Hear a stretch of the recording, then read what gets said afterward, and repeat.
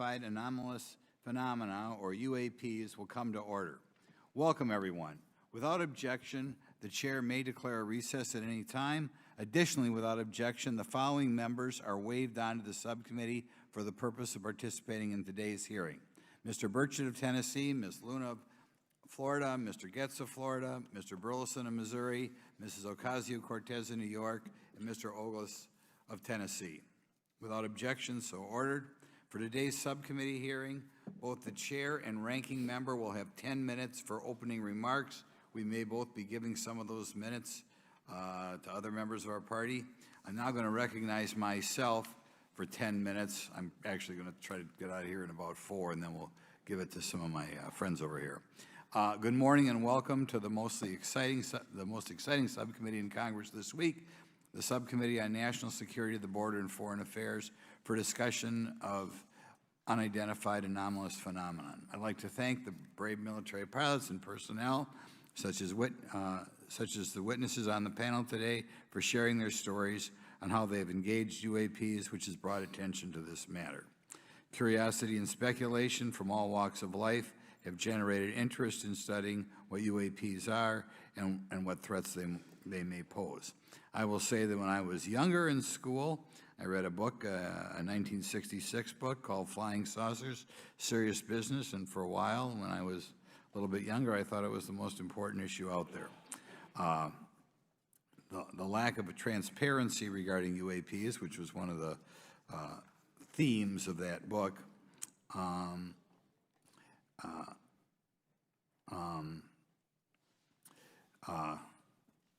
in any event, it's led to interest in studying what UAPs are and what threats they pose. The lack of transparency regarding UAPs has fueled wild speculation and debate for decades, eroding public trust in the very institutions that are meant to serve and protect them, as is evidenced by the large number of people we have here. I also want to point out in 1966, President Gerald Ford claimed to have seen a UFO, and in 1969 in Georgia, Jimmy Carter claimed to have seen a UFO. So this has led Congress to establish entities to examine UAPs. The National Defense Authorization Act of 2022 established the All-Domain Anomaly Resolution Office, or AARO, to conduct or to coordinate efforts across the Department of Defense and other federal agencies to detect, identify, and investigate UAPs. However, AARO's budget remains classified, prohibiting meaningful oversight from Congress.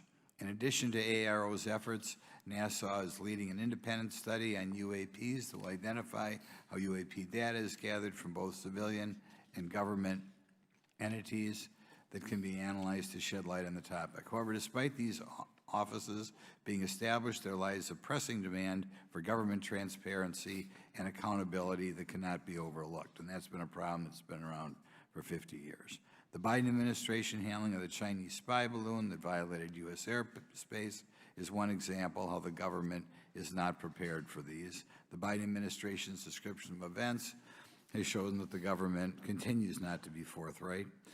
Between the Chinese balloon being shot down and 2 UAPs subsequently shot down following the event earlier this year, the U.S. government spent $1.5 million in taxpayer dollars on missiles, yet we have seen little clarity from the Biden administration. We must demand transparency from the Department of Defense, our intelligence community, and our defense industry on the UAP work. We're going to ask some questions about that today. Congress recognizes the subject of UAPs is multifaceted and requires a careful, data-driven approach. Today, we'll see clarity from these witnesses' testimonies, or we'll seek clarity as to what can be done to improve reporting for military and civilians and remain committed to objective inquiry. Congress should work to ensure that knowledge is not driven by fear. Today, we are not just debating the existence of UAPs, we are deliberating on the principles that define our republic, which is a commitment to transparency and accountability. I look forward to hearing from our witnesses today about ways we can improve government efficiency and openness when it comes to UAPs. I thank each of you for your presence here today and for your dedication to safeguarding the interests of the American people. I look forward to your testimony. Now I'm going to turn it over for 2.5 or 3 minutes to Representative Burchett from Tennessee. Thank you, Mr. Chairman. Thank you all for being here. I want to thank everybody for making this happen today. And I want to remind everybody this is a nonpartisan issue. This has nothing to do with party politics. I think the cover-up goes a lot deeper than that. I also want to thank my colleagues, Representative Anna Paulina Luna, sitting beside me here, Jared Moskowitz, my friend across the aisle, has an incredible mind, and I'm anxious to hear his questions. My buddy Eric Burleson, and it's not in my notes here, but Matt Gates. If it hadn't been for Matt Gates, myself, him, and Luna would still be down at Eglin Air Force Base trying to get some answers. He's got an incredible legal mind. Also, I know I saw it in the crowd there, George Knapp, my buddy Jeremy Corbell. They're not witnesses, but they've provided some statements on this subject, and I seek unanimous consent to enter those statements into the record, Mr. Chairman. Without objection. Also, would like to enter in, I understand now that this is unclassified and it's public record, but as we all know, that's sometimes difficult for the public to get a hold of. A report, Defense Intelligence reference documents, advanced space propulsion based on vacuum, space-time metric engineering, some light reading for some of our members. Without objection. Thank you. Mr. Knapp wrote, since 1969, the position of our military has been that UFOs pose no threat to national security and are not worthy of further study. I'd say that's the biggest understatement of the decade. He also goes on to talk about the dismissive attitude. It's at odds with what was revealed in documents, reports, and internal memos. And Mr. Cabral says, as he writes these words, the UFO is emerging as a major topic of global importance. I can state that as a fact. Out there, I met a fellow who came in here all the way from Denmark to be here for this meeting. So this is huge. This is worldwide. I think we suspect what's going on, but I'd also like to thank the members of Congress who have supported our efforts to make this hearing happen. Some have even confided to me that they've had UFO sightings of their own. Those members, of course, some of them wish to remain anonymous, and I'll keep it that way. But also, finally, I'd like to thank these three brave witnesses here. They took an oath to uphold the Constitution of the United States, and dadgummit, they're doing it. And we owe them a debt of gratitude.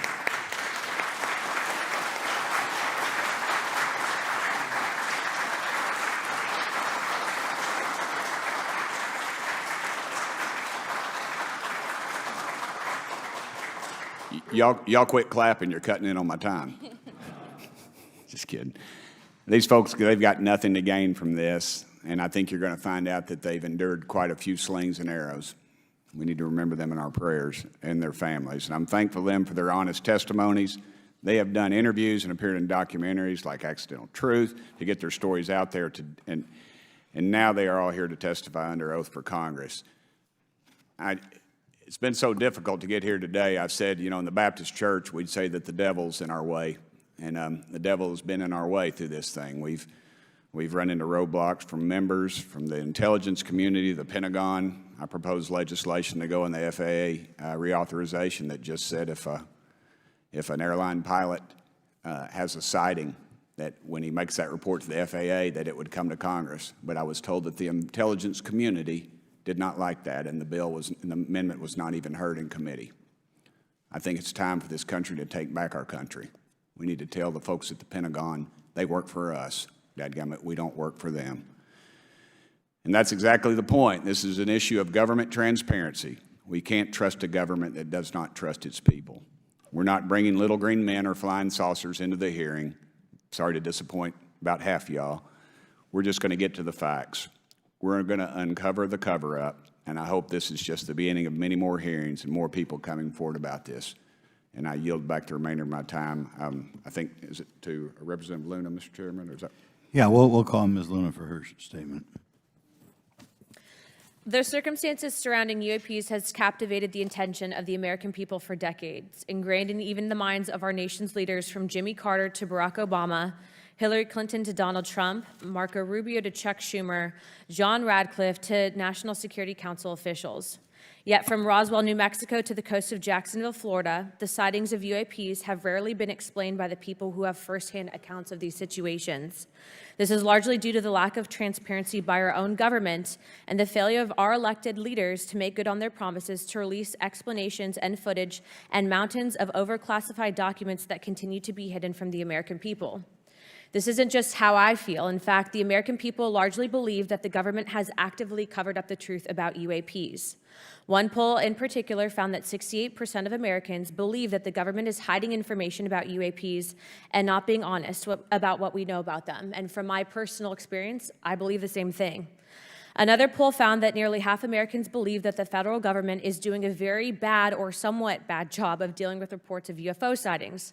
As Representative Burchett just referenced on the FAA bill that just went through, you can tell that that's exactly happening.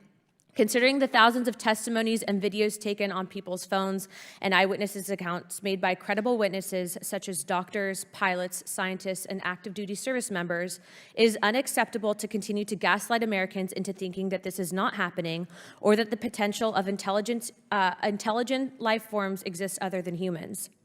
Even more alarming is the fact that these eyewitnesses are many times service members and have no assurance that their lives will not be negatively impacted or even harmed by their experiences. In being an active duty service member working on an airfield, I've had conversations with many pilots where they were in fear of coming forward for retribution and or being taken off flight status. How do we know this? Because the government has said nothing to assure us otherwise. They have also did nothing to calm the concerns of over 20% of Americans who have reported to have seen UFOs or UAPs. We are simply told not to question the government and that the government has it under control.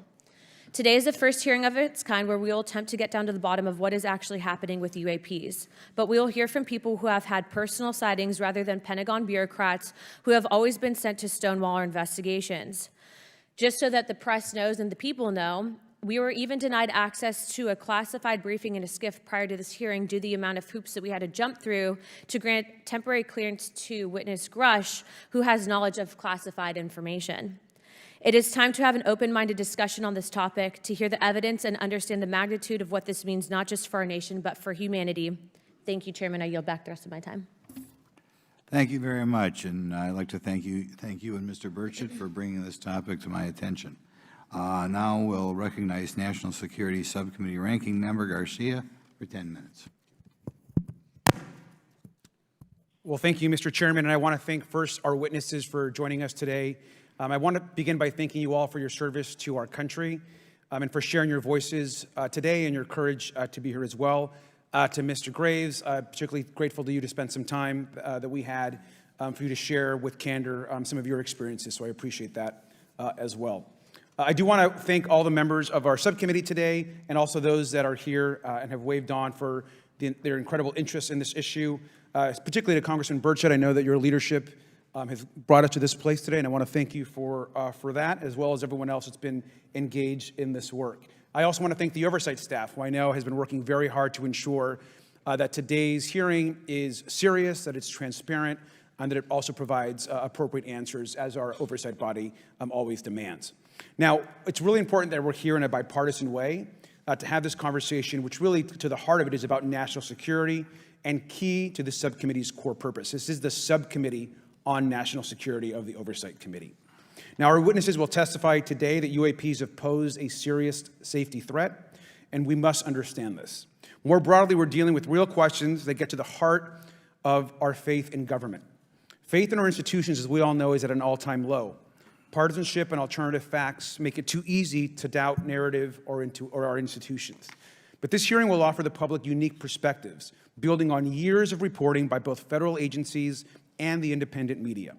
Now, some of the earliest reporting on this issue was a groundbreaking 2017 New York Times report, which revealed research, as we know now, on unidentified anomalous phenomena, or as many call UFOs, by the Defense Intelligence Agency. Mr. Graves and Commander Fravor's experiences with UAPs have also been documented by the public, not just by the New York Times, but CNN and many other national news outlets. Now, the Office of the Director of National Intelligence has published public reports documenting UAPs, and on June 9th, 2022, NASA announced that the agency is commissioning a study to, of course, examine unidentified anomalous phenomena. Now, the sheer number of reports, whistleblowers, and stories of unidentified anomalous phenomena should raise real questions and warrant investigation and oversight, and that's why we are here today. Now, pilots have reported encounters for years. Now, because of the stigma around reporting these incidents, we still don't have a complete picture of actually what's going on, particularly as our witnesses will testify on the civilian side, and that is a real problem that we have today in the country. Now, it's very important that we show that Democrats and Republicans in Congress can come together in a bipartisan way to cut through misinformation and to look at the facts in a serious and thoughtful manner. If we are to advance oversight and public disclosure, we must also gain the broad support of the public. We will succeed getting facts out to the public faster if there is a broad public support as part of the process. Now, I understand fully the Department of Defense is hesitant to share information that could also undermine our national security by revealing information on the capabilities of our own aircraft, our sensors, and other sensitive material. At the same time, many people believe that we're withholding information from them, and that is dangerous also. I believe in openness and transparency.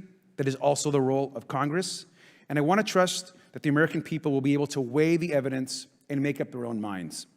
Now, we have incidents where sensors, sometimes even multiple types of sensors, detect things that we cannot explain. UAPs, whatever they may be, may pose a serious threat to our military or civilian aircraft, and that must be understood. Now, my career and training as a longtime and career educator and teacher and researcher tell me that we should never rule anything out. We know that our space, of course, is vast and undiscovered.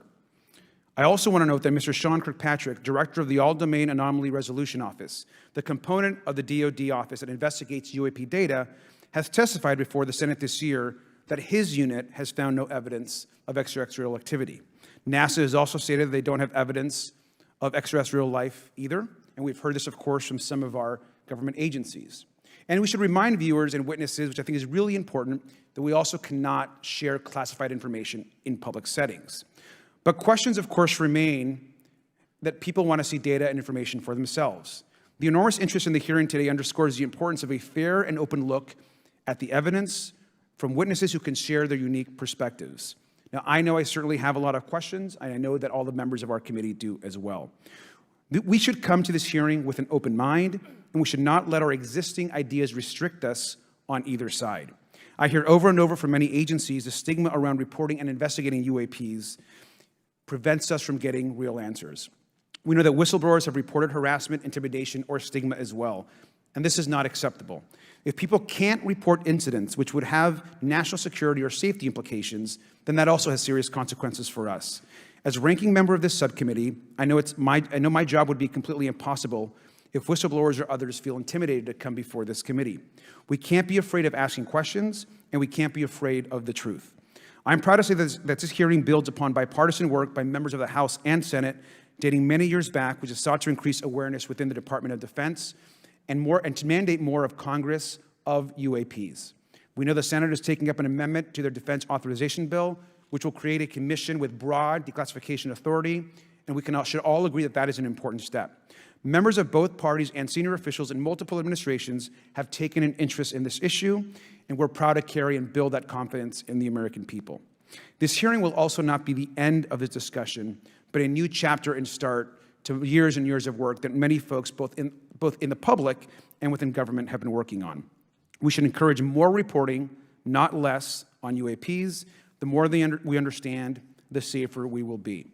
We will hear testimony from witnesses today with a long record of service to the American people and with subject matter expertise. Our witnesses have a unique opportunity to share their perspective, insights, and their experiences with the American people. And I encourage all of my colleagues to engage with these difficult questions with an open mind and to follow the facts on behalf of our country. I also just want to say more broadly that we should look at this hearing and believe that everything is on the table as it relates to UAPs. I think an open mind is absolutely the best. I want to yield the 2.5 minutes, the remainder of my time, to the representative from Florida, Representative Moskowitz, for an opening statement. He also has been very much engaged in this issue, and I want to thank him for his leadership. Congressman. Thank you, Ranking Member Garcia. Thank you, Mr. Chairman. I want to thank Tim Burchett and Anna Paulina Luna for their leadership in pushing this hearing forward. I want to thank, obviously, committee staff and their staff working on this on a bipartisan basis because many Americans are deeply interested in this issue, and it shouldn't take the potential of non-human origin to bring us together. Additionally, I want to thank the witnesses for coming forward to share your perspectives, your thoughts, and the sightings of UAPs. Unlike other hearings many times in Congress, you're not here to help a political party, but you're here to share information with the American people. And it's not something that is just going on in this administration. It's something that's spanned many administrations. For decades, many Americans have been fascinated by objects mysterious and unexplained, and it's long past time that they got some answers. The American public has a right to learn about technologies of unknown origins, non-human intelligence, and unexplainable phenomena. Those are not the words of a UFO Twitter account, though that is a direct quote from Majority Leader Chuck Schumer, that the American public has a right to learn about technologies of unknown origins, non-human intelligence, and unexplainable phenomena. In an interview with Fox News, recent former Director of National Intelligence John Radcliffe confirmed the U.S. government is aware a lot more sightings of UAPs, and that they have not made that information public. I quote, "There are a lot more sightings that have not been made public," Radcliffe said to Fox News. For me, this hearing is about transparency. We unfortunately live in a time in which many people distrust government and our institutions, and overclassification of information away from the American public or even Congress contributes to today's politics. The American people have regular questions. What are UAPs? How come the media doesn't report more on them? Are they foreign adversaries? Are they U.S. technology? Are they something else? They ask themselves, how come when a Russian jet shoots flares at one of our drones, we have perfect pictures and videos to show the American people and the world, but when it comes to UAPs, nothing? Of course, we must always protect our national security to maintain our superiority, like when stealth helicopters were only rumored to exist, but were used in the Osama bin Laden raid in 2011. But we can't allow that to be used as a shield to keep the American people completely in the dark from basic truths. The American people deserve to hear more about special access programs. Congress has a right to know if there's any unsanctioned weapons development, satellite imagery that has not been provided to Congress. Congress created the All-Domain Resolution Office in the NDAA of 2022. In its initial analysis, there are 171 uncharacterized UAP reports, and this is the words from the report, that appear to have demonstrated unusual flight characteristics or performance capabilities. I believe more information is known about the 171 instances. It's time for Congress to reinsert ourselves. I call on our military leaders and intelligence officials to release more information to the American people about UAPs. And to our military leaders, if there's nothing to conceal, let Congress go to Wright-Patterson Air Force Base, the Dugway Proving Ground, or even Groom Lake in Nevada. We should have disclosure today. We should have disclosure tomorrow. The time has come. Thank you, Ranking Member. Thank you, Mr. Moskowitz, and I would yield back now to our chairman. Thank you. Right, now I'd like to introduce our witnesses. Our first witness is Lieutenant Ryan Graves. He's the Executive Director of Americans for Safe Aerospace. Lieutenant Graves is also a former U.S. Navy F-18 pilot with his own UAP experience. The next witness, David Grusch, is a former senior intelligence officer with the National Geospatial Intelligence Agency and was a senior technical advisor for UAP issues. And finally, retired Navy Commander David Fravor, squadron leader who worked as a naval aviator for 18 years. Mr. Fravor has his own UAP experience, known as the TikTok event. I look forward to hearing from all three of you today. Pursuant to Committee Rule 9G, the witnesses will please stand and raise their right hands. Do you solemnly swear or affirm that the testimony you are about to give is the truth, the whole truth, and nothing but the truth, so help you God? Let the record show that all the witnesses answered in the affirmative. You may be seated. We appreciate you all being here today and look forward to your testimony. I'll remind the witnesses that we have read your written statements and they will appear in full in the hearing record. Please try to limit your oral statements to 5 minutes. As a reminder, please press the button on the microphone in front of you so that it's on and the members can hear you. When you begin to speak, the light in front of you will turn green. After 4 minutes, it'll turn yellow, and the red light, when that comes on, it tells you your 5 minutes have expired. I'll now recognize Mr. Graves for 5 minutes for your opening statement. Thank you. Chairman Grothman, Ranking Member Garcia, distinguished members of the House Oversight Subcommittee on National Security, Representatives Burchett and Luna. My name is Ryan Fobbs Graves, and I'm a former F-18 pilot with a decade of service in the U.S. Navy, including 2 deployments in Operation Enduring Freedom and Operation Inherent Resolve. I have experienced advanced UAP firsthand, and I'm here to voice the concerns of more than 30 commercial aircrew and military veterans who have confided their similar encounters with me.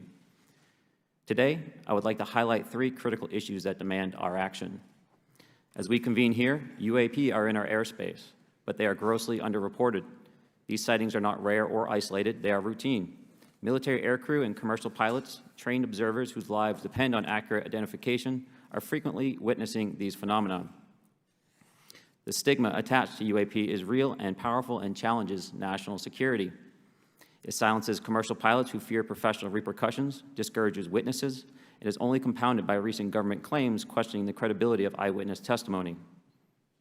Parts of our government are aware of more about UAP than they let on, but excessive classification practices keep crucial information hidden. Since 2021, all UAP videos are classified as secret or above. This level of secrecy not only impedes our understanding, but fuels speculation and mistrust. In 2014, I was an F-18 Foxtrot pilot in the Navy Fighter Attack Squadron 11, the Red Rippers, and I was stationed at NAS Oceana in Virginia Beach. After upgrades were made to our jet's radar systems, we began detecting unknown objects operating in our airspace. At first, we assumed they were radar errors, but soon we began to correlate the radar tracks with multiple onboard sensors, including infrared systems, eventually through visual ID. During a training mission in Warning Area Whiskey 72, 10 miles off the coast of Virginia Beach, 2 F-18 Super Hornets were split by a UAP. The object, described as a dark gray or a black cube inside of a clear sphere, came within 50 feet of the lead aircraft and was estimated to be 5 to 15 feet in diameter. The mission commander terminated the flight immediately and returned to base.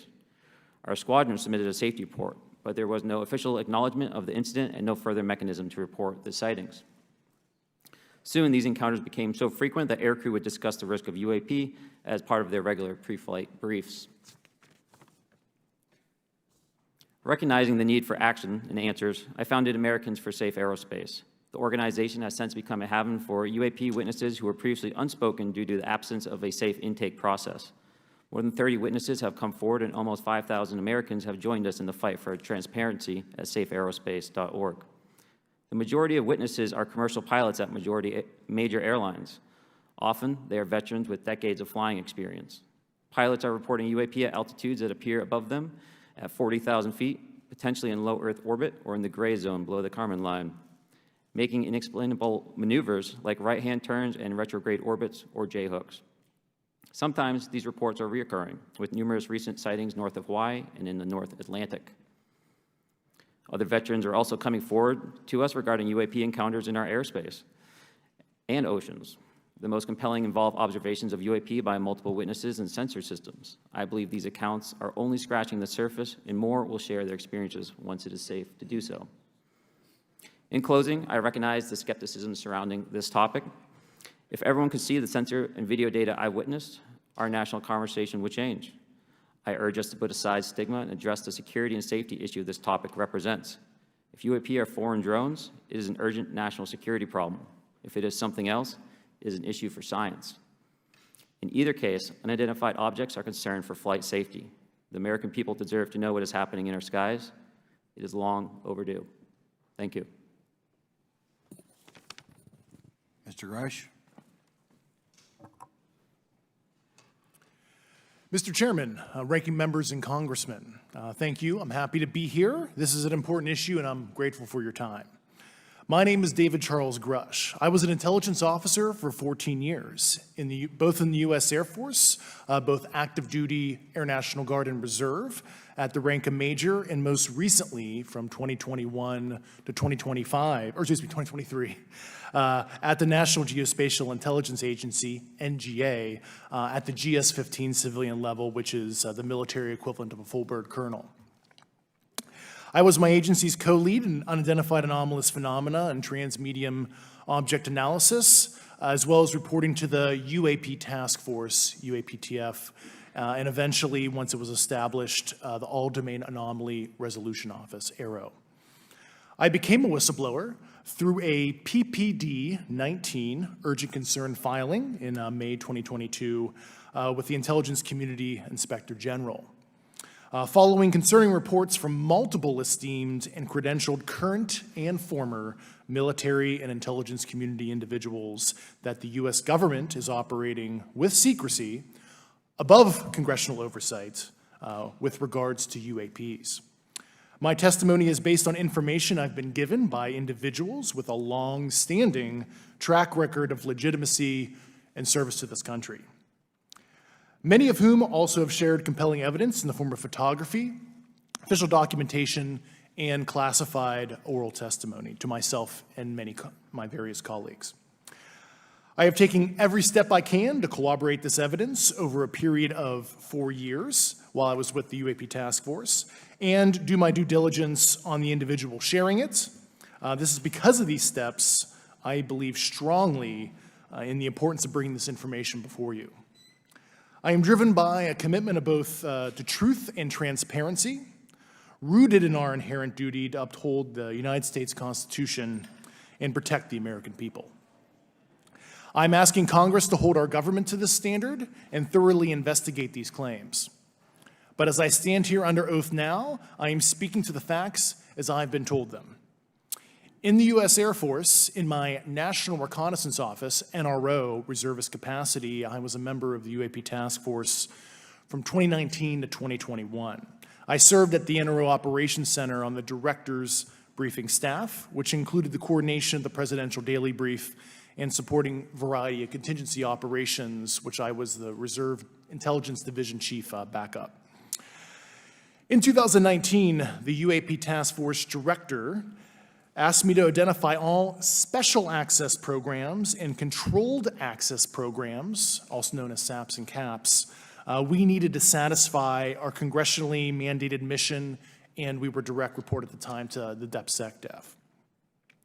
At the time, due to my extensive executive level intelligence support duties, I was cleared to literally all relevant compartments and in a position of extreme trust, both in my military and civilian capacities. I was informed in the course of my official duties of a multi-decade UAP crash retrieval and reverse engineering program, to which I was denied access to those additional read-ons when I requested it. I made the decision, based on the data I collected, to report this information to my superiors and multiple inspectors general, and in effect becoming a whistleblower. As you know, I've suffered retaliation for my decision, but I am hopeful that my actions will ultimately lead to a positive outcome of increased transparency. Thank you, and I'm happy to answer your questions. Thank you. Commander Fravor? Thank you. Thank you, Mr. Chairman, Congressmen, Congresswomen. I want to first thank you for the invitation to speak to the committee on the UAP topic that has been in the news for the past 6 years and seems to be continuing to gain momentum. As you know, my name is David Fravor. I'm a retired commander in the United States Navy. In 2004, I was a commanding officer of Strike Fighter Squadron 41, the world-famous Black Aces.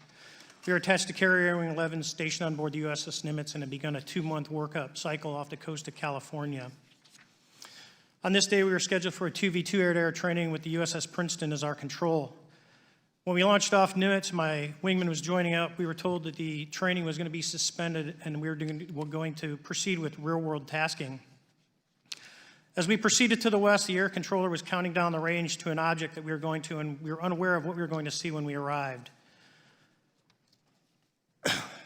The controller had told us that these objects had been observed for over 2 weeks, coming down from over 80,000 feet, rapidly descending to 20,000 feet, hanging out for hours, and then going straight back up. For those who don't realize, above 80,000 feet is space. We arrived at the location at approximately 20,000 feet, and the controller called merge plot, which means that our radar blip was now in the same resolution cell as the contact. As we looked around, we noticed that we saw some whitewater off our right side. It's important to note that the weather on this day was as close to perfect as you could ask for off the coast of San Diego. Clear skies, light winds, calm seas, no whitecaps from waves. So the whitewater stood out in a large blue ocean. All 4 of us, because we were in F-18Fs, so we had pilots and Wizzo in the back seat, looked down a small, saw a white tic-tac object with a longitudinal axis pointing north-south and moving very abruptly over the water like a ping-pong ball. There were no rotors, no rotor wash, or any sign of visible control surfaces like wings. As we started clockwise towards the object, my wizzo and I decided to go down and take a closer look with the other aircraft staying in high cover to observe both us and the Tic Tac. We proceeded around the circle about 90 degrees from the start of our descent, and the object suddenly shifted its longitudinal axis, aligned it with my aircraft, and began to climb. We continued down another 270 degrees, nose low, where the Tic Tac, or we considered 270 degrees to where, and we went nose low to where the Tic Tac would have been. Our altitude at this point was about 15,000 feet, and the Tic Tac was about 12,000. As we pulled nose onto the object, within about a half mile of it, it rapidly accelerated in front of us and disappeared. Our wingmen, roughly 8,000 feet above us, lost contact also. We immediately turned back to see where the whitewater was at, and it was gone also. So as we started to turn back towards the east, the controller came up and said, "Sir, you're not going to believe this, but that thing is at your cap point, roughly 60 miles away in less than a minute. You can calculate the speed." We returned to Nimitz. We were taking off our gear. We were talking to one of my crews that was getting ready to launch. We mentioned it to them, and they went out and luckily got the video that you see, that 90-second video. What you don't see is the radar tape that was never released, and we don't know where it's at, of the active jamming that the object put on an APG-73 radar, and I can get into modes later if you're interested. What is shocking to us is that the incident was never investigated. None of my crew were ever questioned. Tapes were never taken, and after a couple days, it turned into a great story with friends. It wasn't until 2009 until Jay Stratton had contacted me to investigate. Unbeknownst to all, he was part of the ATIP program in the Pentagon led by Lou Elizondo. There was an unofficial official report that came out that's now on the internet. Years later, I was contacted by the other pilot, Alex Dietrich, and asked if I'd been contacted, and I said no, but I'm willing to talk. I was contacted by Mr. Elizondo, and we talked for a short period of time, and he said we'd be in contact. A few weeks after that, I was made aware that Lou had left the Pentagon in protest and joined forces with Tom DeLonge, Chris Mellon, Steve Justice, and others to form Two Stars Academy, an organization that pressed the issue with leading industry experts and U.S. government officials. They worked with Leslie Keene, who is present today, Ralph Blumenthal, and Helene Cooper to publish the articles in the New York Times 2017 New York Times, and it removed the stigma on the topic of UFOs, which is why we're here today. Those articles open the door for the government and public that cannot be closed. It has led to an interest from our elected officials who are not focused on little green men, but figuring out where these craft are, where they're from, the technology they possess, how do they operate. It also led to the Whistleblower Protection Act and the NDAA. There are multiple witnesses coming forward to say that have firsthand knowledge, and Mr. Grusch just covered that. What concerns me is that there's no oversight from our elected officials on anything associated with our government processing or working on craft. Believe it not from this world. This issue is not a full public disclosure that could undermine national security, but it is about ensuring that our system of checks and balances works across all work done in the government using taxpayer funds. Relative to government programs, even unacknowledged WAVE programs have some level of oversight by the appropriate committee members in the House and Senate, and this work that is said to be occurring from whistleblower testimonies should not be exempt. In closing, I would like to say that the Tic Tac object we engaged in 2004 was far superior to anything that we had on time, have today, or are looking to develop in the next 10 years. If we in fact have programs that possess this technology, it needs to have oversight from those people that the citizens of this great country elected in office to represent what is best for the United States and best for the citizens. I thank you for your time. Thank you very much. Thank you very much. I know it's very difficult for all of you, all you've done in the past to try to illuminate this issue. Call on myself first for some questions. I'm going to start with Mr. Graves. Are pilots that you interact with as part of your organization, do you feel adequately trained and briefed on how to handle encounters with UAPs? No. Right now, military witnesses to UAP have limited options for reporting UAP. But more concerning is that commercial aviation sector has not adapted to the lessons that the military has implemented. The military and Department of Defense has stated that UAP represent a critical aviation safety risk. We have not seen that same language being used in the commercial markets. They are not acknowledging this risk. Okay. What steps do you think you have to be taken to improve a pilot's UAP reporting, be it military or commercial? Right now, we need a system where pilots can report without fear of losing their jobs. There is a fear that the stigma associated with this topic is going to lead to professional repercussions, either through management or perhaps through their yearly physical check. So having a secure system, reducing the stigma, and making this information available through the public is going to reduce the concerns that aircrew have. Could you just give me a little idea of the degree to which reports in the past are not made public right now? Well, I don't think there has been a proper reporting system to gather those reports and thus not report them. So to answer your question, I think there is a dearth of data due to the fact that the reporting has been limited up to this time. Could you tell me why you believe it's, kind of to play the devil's advocate, a reason why some of this stuff should not be available to the public? There's certainly some national security concerns when we use our advanced sensors in our tactical jets to be able to identify these objects. However, there's no reason that the objects themselves would be classified. I would be curious to see how the security classification guideline actually spells out the different nuances of how this topic is classified from the perspective of UAP, not national security. I'll give you a follow-up on that. Assuming that there are reasons why not all this should be made public, this has been around for a long period of time. Can any of the three of you think of any reason why anything related to UAPs, say 15 years and back, should not be immediately made public? I think one of it is acknowledging a vulnerability, both from a collection and I'll just say a countermeasure perspective. So it's We'll go with say- a nut we haven't cracked for many years. Yeah. Even say 20 years back. Is there any reason why when you go back that far, things shouldn't be made public? Unless it shows a specific national security vulnerability as it relates to a weakness in a particular defense system. Okay, Mr. Fravor, the TikTok incident that you were engaged occurred in 2004. What kind of reporting took place after that incident? None. We had a standard debrief where the backseaters went down to our carrier intel center and briefed what had happened, and that was it. No one else talked to us, and I was in the top 20 in the battle group. No one came. The captain was aware, the admiral was aware, nothing was done. Did your commanding officers provide any sort of justification? No, because I was the commanding officer of the Okay. squadron, so no. Was this incident the only UAP event that you encountered while you were a pilot? Yes, it was. Okay. This is for any one of you. Based off of each of your experiences and observations, do you believe UAPs pose a potential threat to our national security? Yes, and here's why. The technology that we faced was far superior than anything that we had, and you could put that anywhere. If you had one, you captured one, you reverse engineered it, you got it to work, you're talking something that can go into space, go someplace, drop down in a matter of seconds, do whatever it wants, and leave, and there's nothing we can do about it. Nothing. Okay. You two? Well, I would also like to add, from a commercial aviation and military aviation perspective, we deal with uncertainty in our operating space as a matter of our professional actions. Identifying friend from foe is very important to us. And so when we have unidentified targets and we continue to ignore those due to a stigma or a fear of what it could be, that's an opening that our adversaries can take advantage of. What steps should be taken to better understand and respond to UAP encounters in the interest of national security?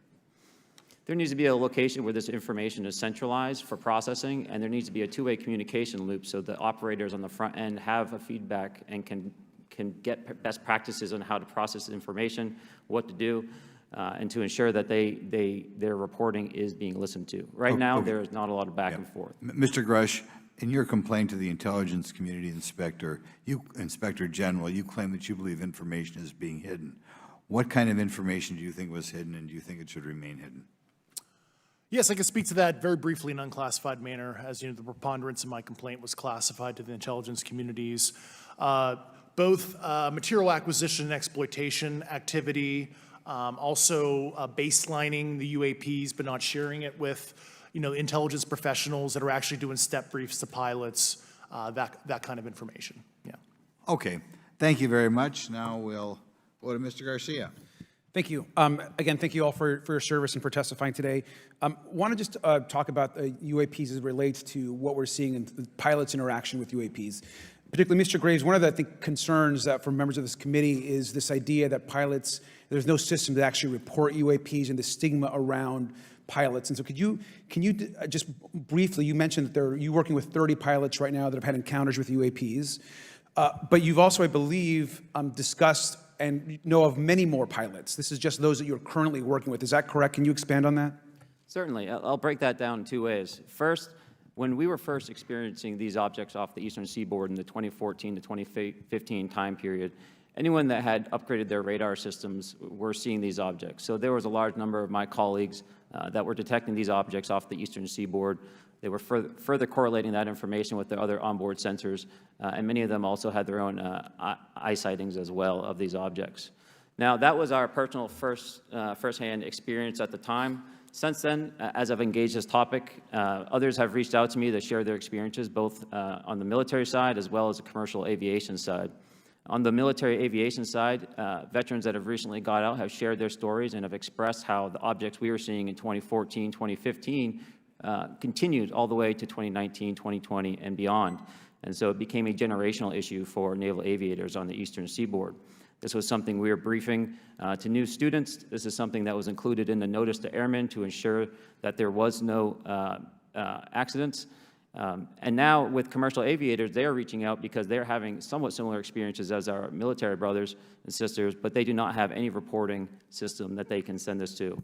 And let me just add, both to Mr. Fravor as well as Mr. Graves, not having this system for reporting, would you both agree that it's harmful to not just our national security interests, but to understand this phenomenon of what's happening with UAPs?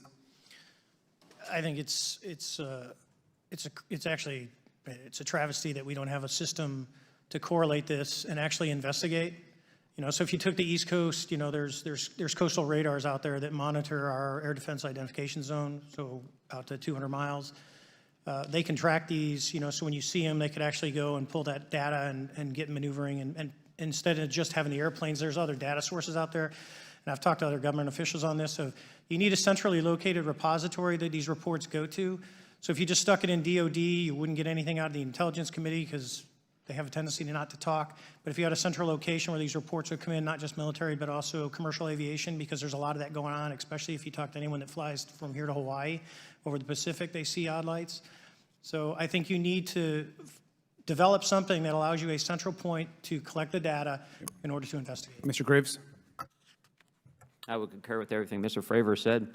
I'll continue to say that the commercial pilots that have reached out to me through Americans for Safe Aerospace are doing so because they don't feel there's another way for them to report this safety issue. And I think one of the clear outcomes of this hearing already is that there has to be a safe and transparent reporting process for pilots, both on the commercial side and the military side, to be able to report UAPs in a way that's also transparent, but also understands the scope of our national security interests and what may be classified or not. But I think there has to be some sort of system. And so that's something that I hope can be an outcome that this committee can work on.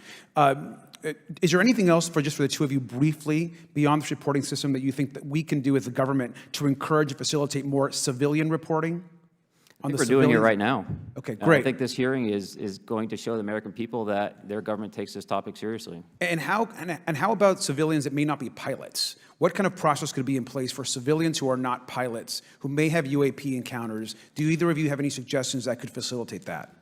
My recommendations would be to make that a sensor-centric operation in order to make it as objective as possible. Okay. Sir, Mr. Fravor? No, I agree with Mr. Graves on that. Okay.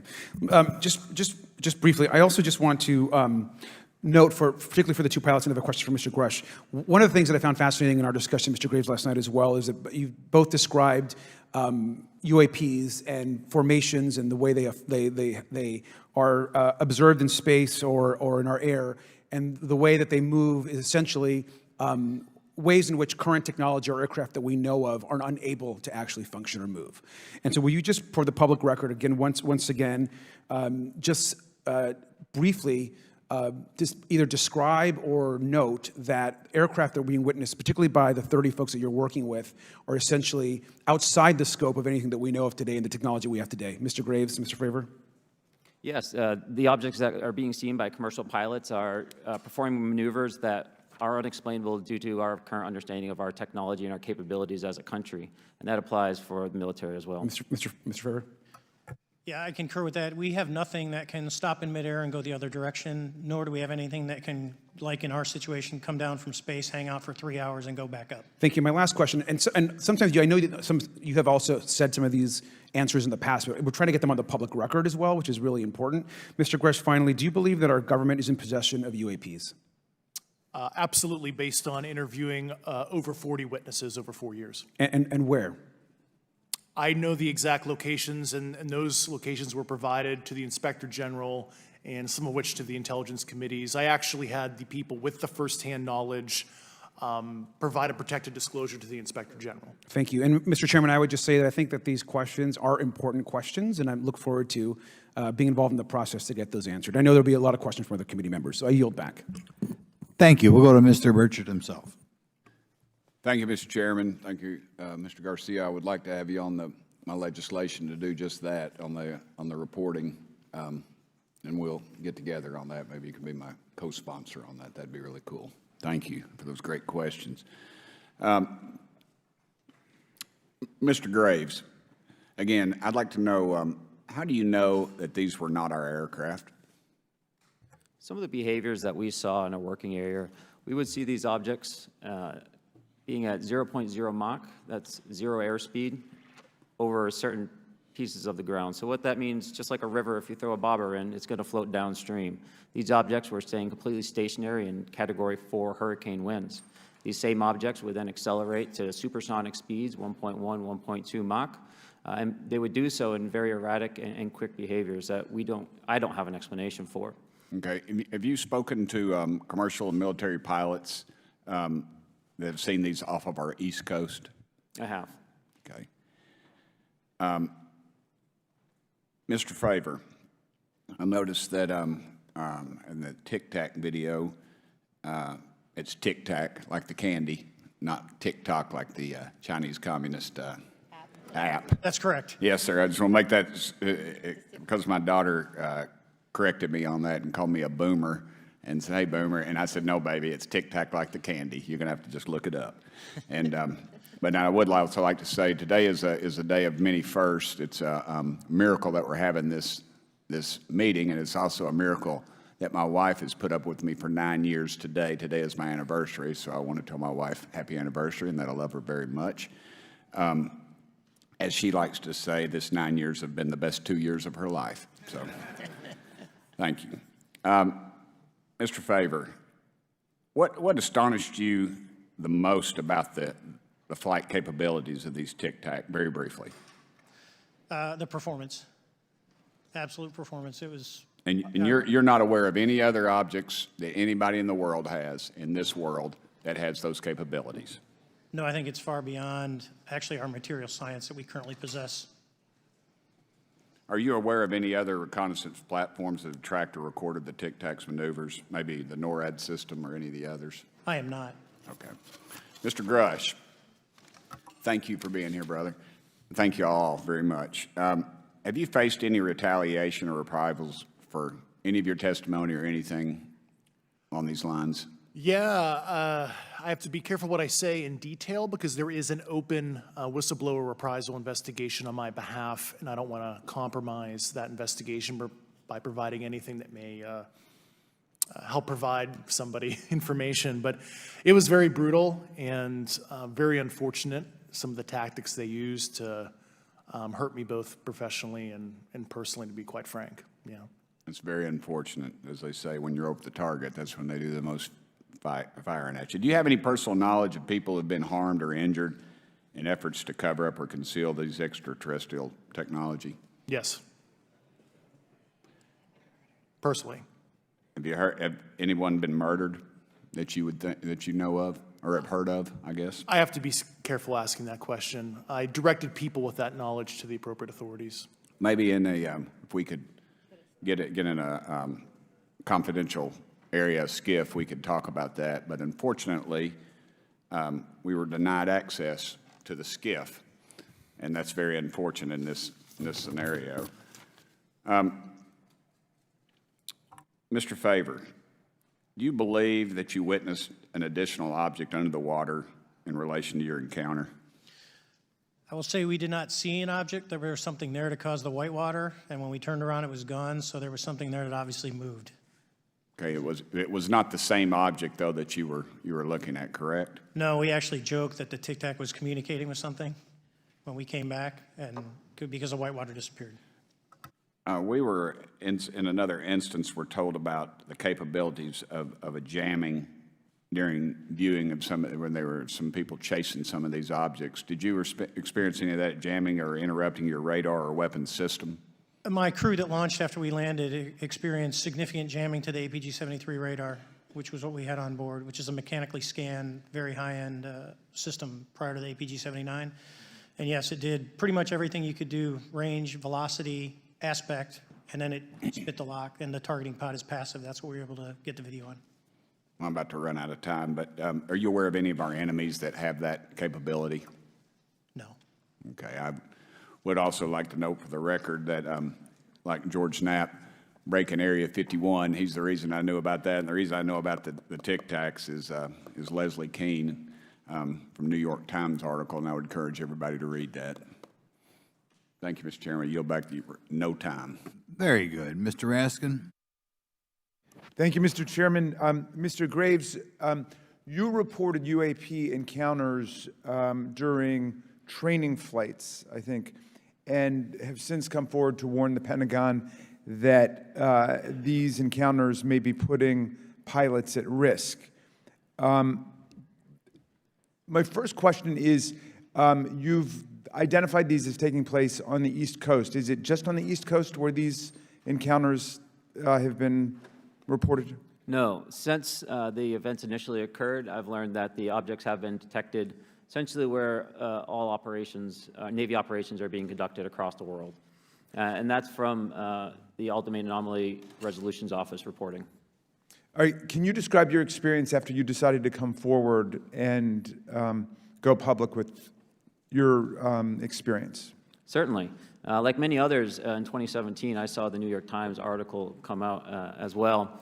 And for me, it was special because I recognized the voices on the video. I recognized the video itself. I had seen it when it was taken. I seen it when it was debriefed.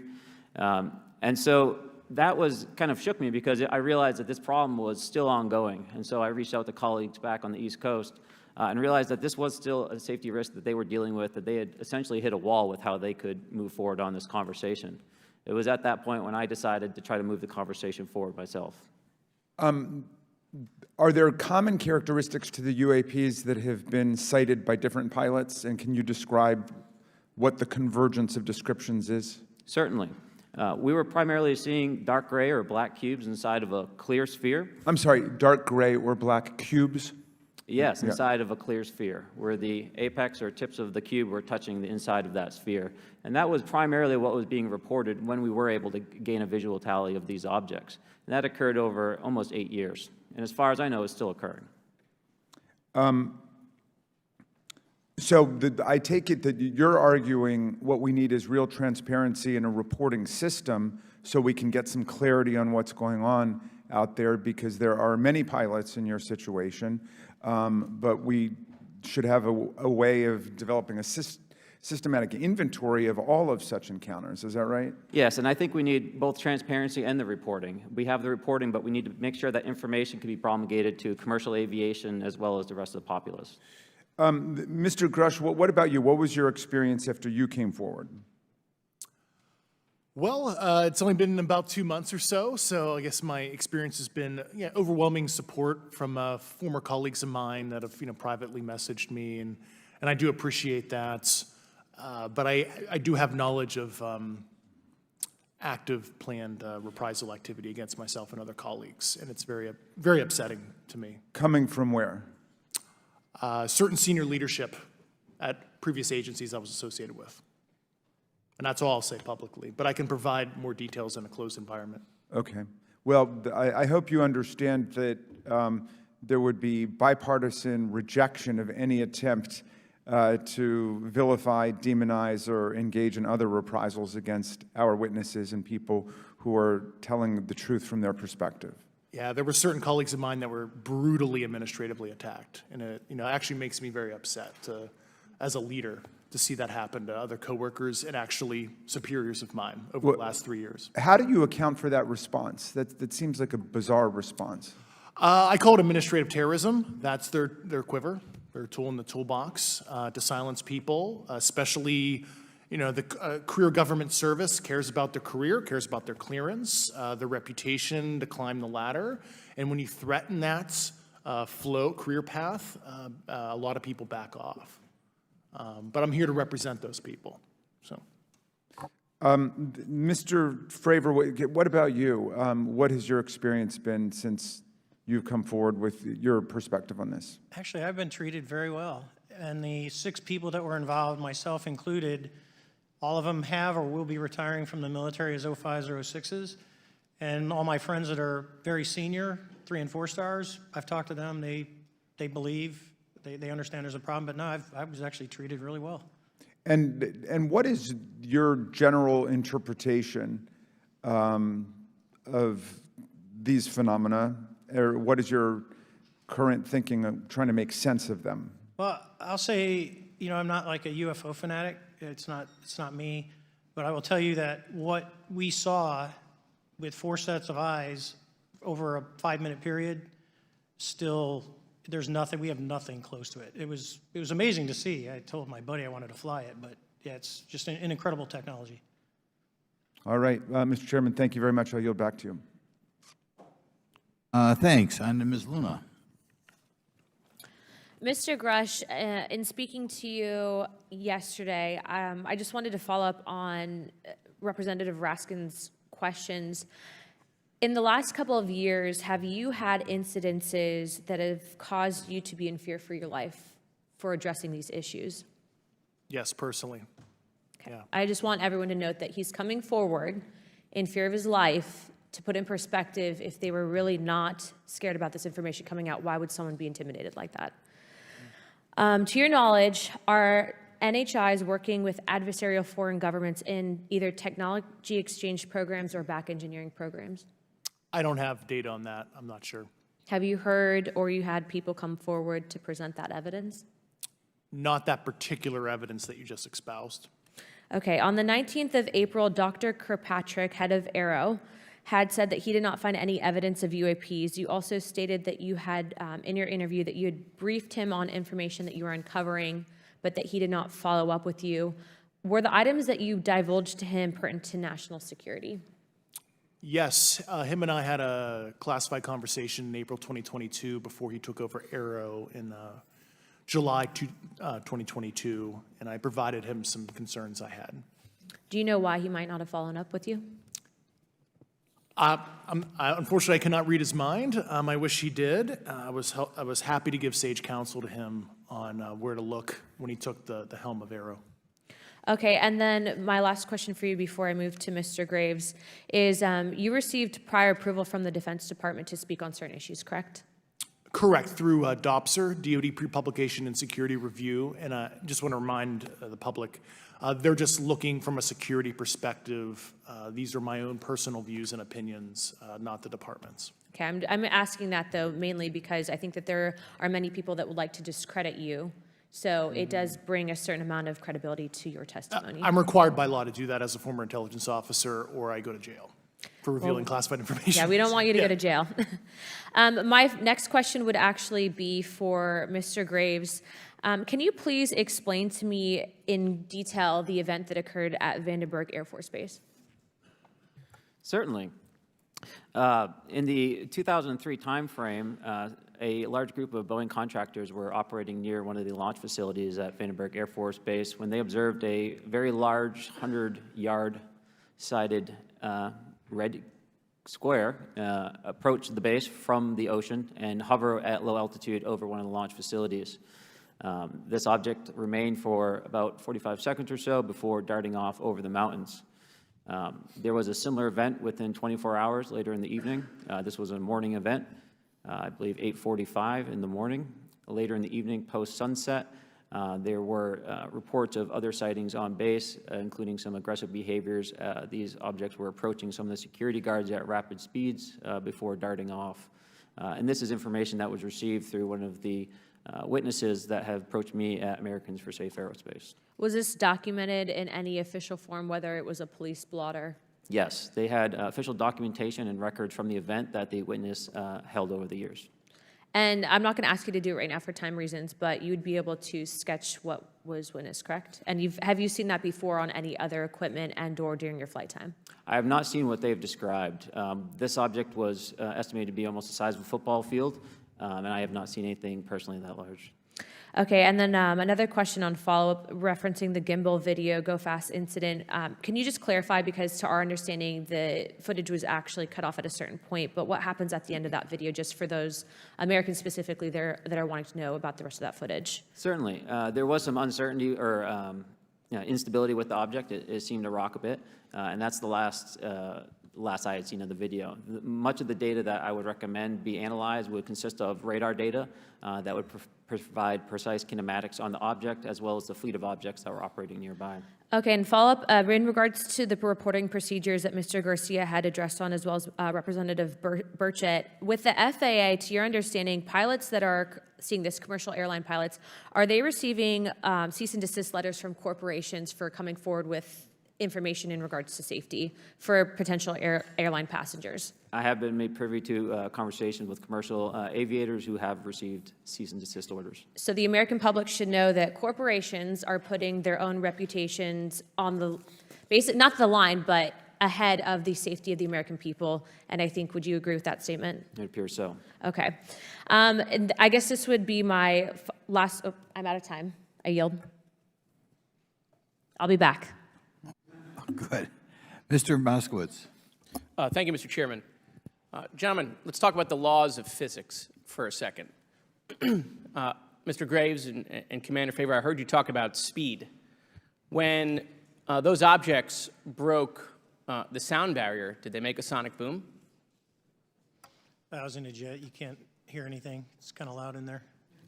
Yeah, you're not able to actually personally tell within the vehicle. I will say the objects that we were seeing, they were spherical, and they were observed up to Mach 2, which is a very non-aerodynamic shape. What about G-forces? Let's talk about G-forces of those vehicles. Could a human survive those G-forces with known technology today? No. No, not for the acceleration rates that we observed. Okay. What about what they look like? How close did you get? Did you see a seam or a rivet or a section? And what I mean is, obviously, the jets you're flying have all those things. Did these objects have those? Do you want to go, Ryan? I didn't have the detail to be able to tell that. So we got within a half mile of Tic Tac, which people say that's pretty far, but in airplanes, that's actually relatively close.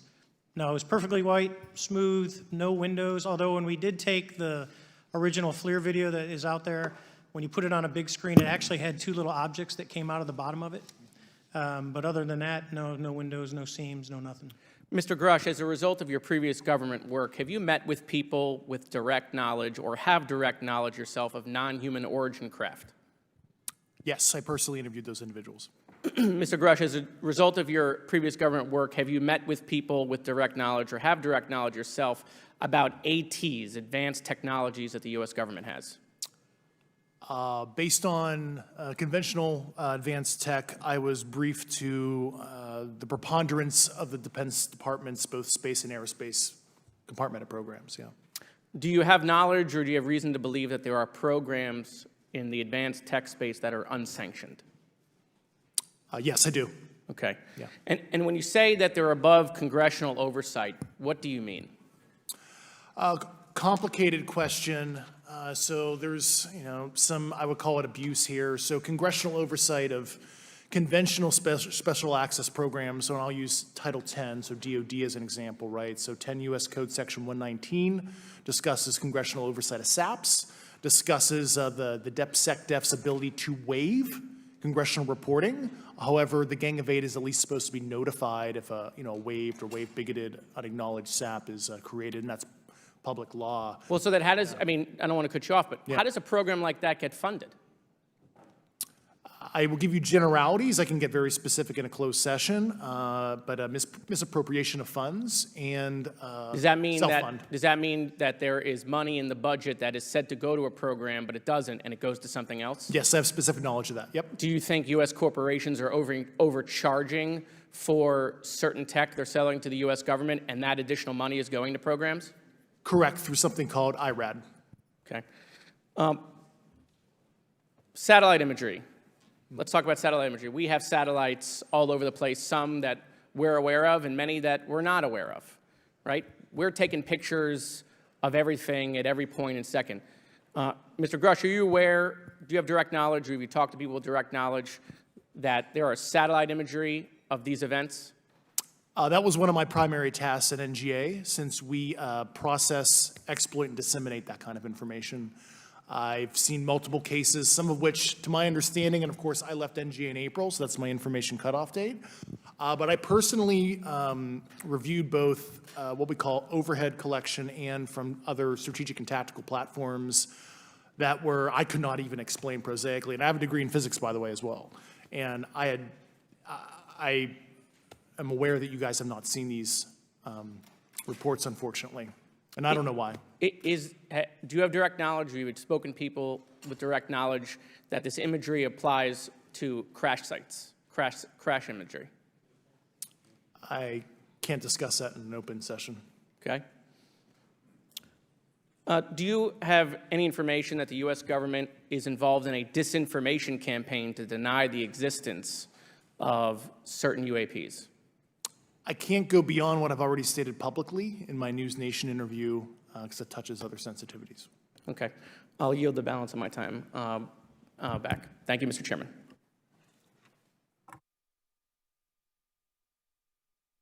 Ms. Fox? Thank you, Mr. Chairman, and I thank our witnesses for being here today.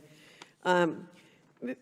Grusch, in your sworn testimony, you state that the United States government has retrieved supposedly extraterrestrial spacecraft and other UAP-related artifacts. You go so far as to state that the U.S. is in possession of, quote, non-human spacecraft, end quote, and that some of these artifacts have circulated with defense contractors.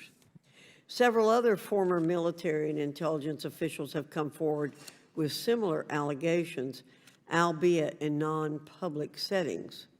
However, Dr. Sean Kirkpatrick, the director of AARO, previously testified before Congress that there has been, and I quote, no credible evidence thus far of extraterrestrial activity or of, quote, off-world technology brought to the attention of the office.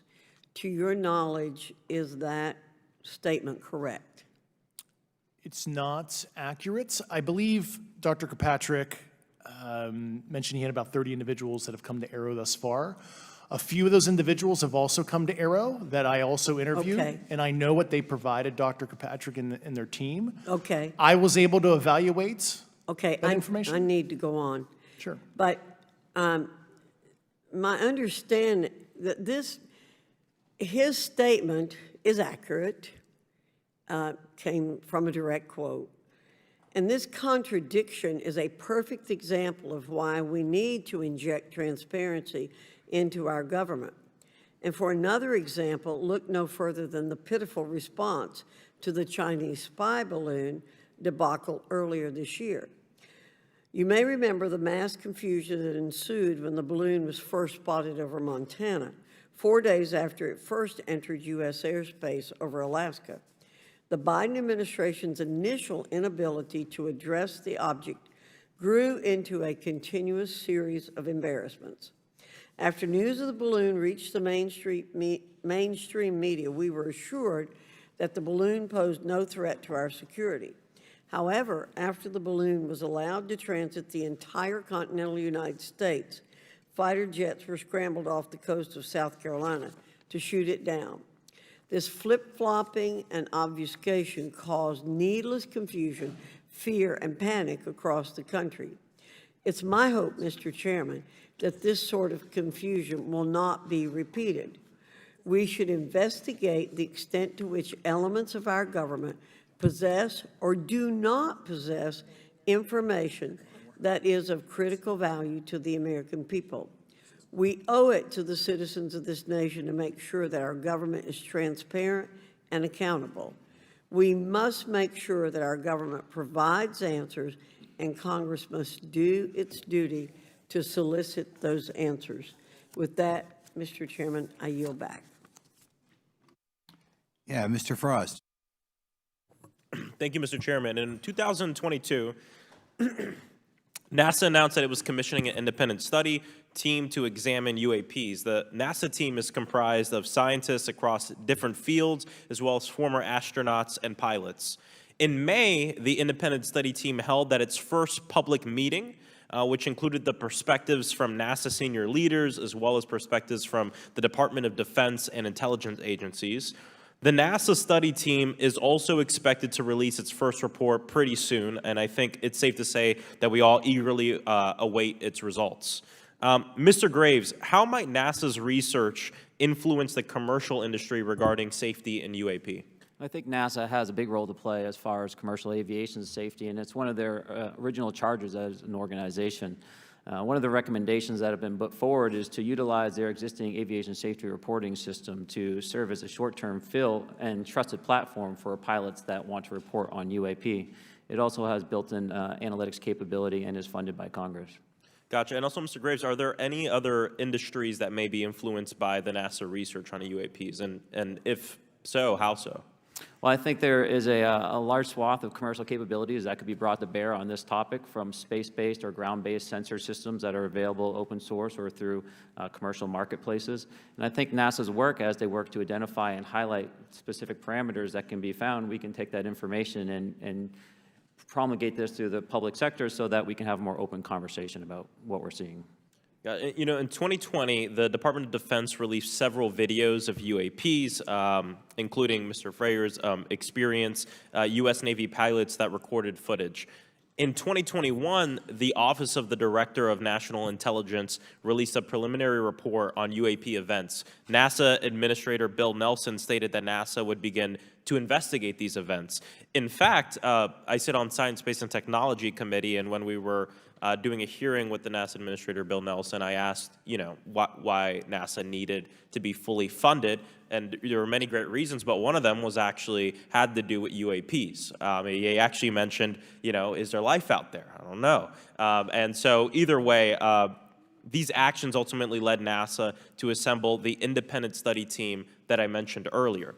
Also in 2021, Harvard University stood up the Galileo project to research and examine the origins of UAP. So it seems like both, you know, from NASA and in the higher education community, because of the work that y'all have done and people standing up, you know, I think we're seeing some of that stigma slowly going away. Mr. Fravor, do you believe that military pilots feeling empowered to share their UAP experiences has directly impacted the scientific community's research goals on this topic?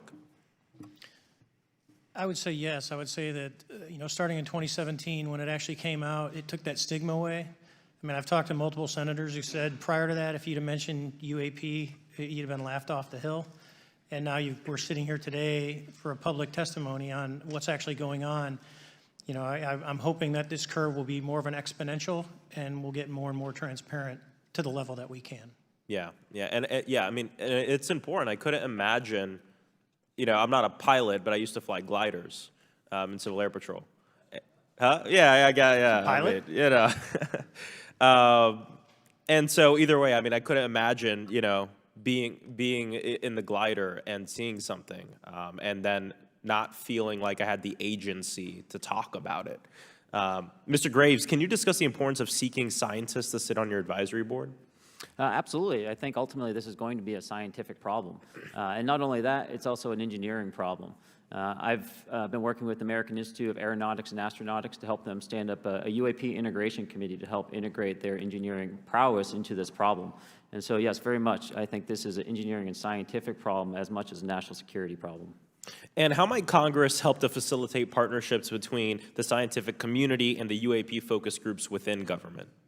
Well, I think one of the things they can do is to have these types of hearings to communicate to the public that this is a topic of interest. I think that there is a pseudo-market, if you will, of interested capabilities and talent that want to approach this topic, and we're seeing that start to grow now. So I think continued conversation, reduction of stigma is going to allow that to flourish and allow answers to help generate themselves.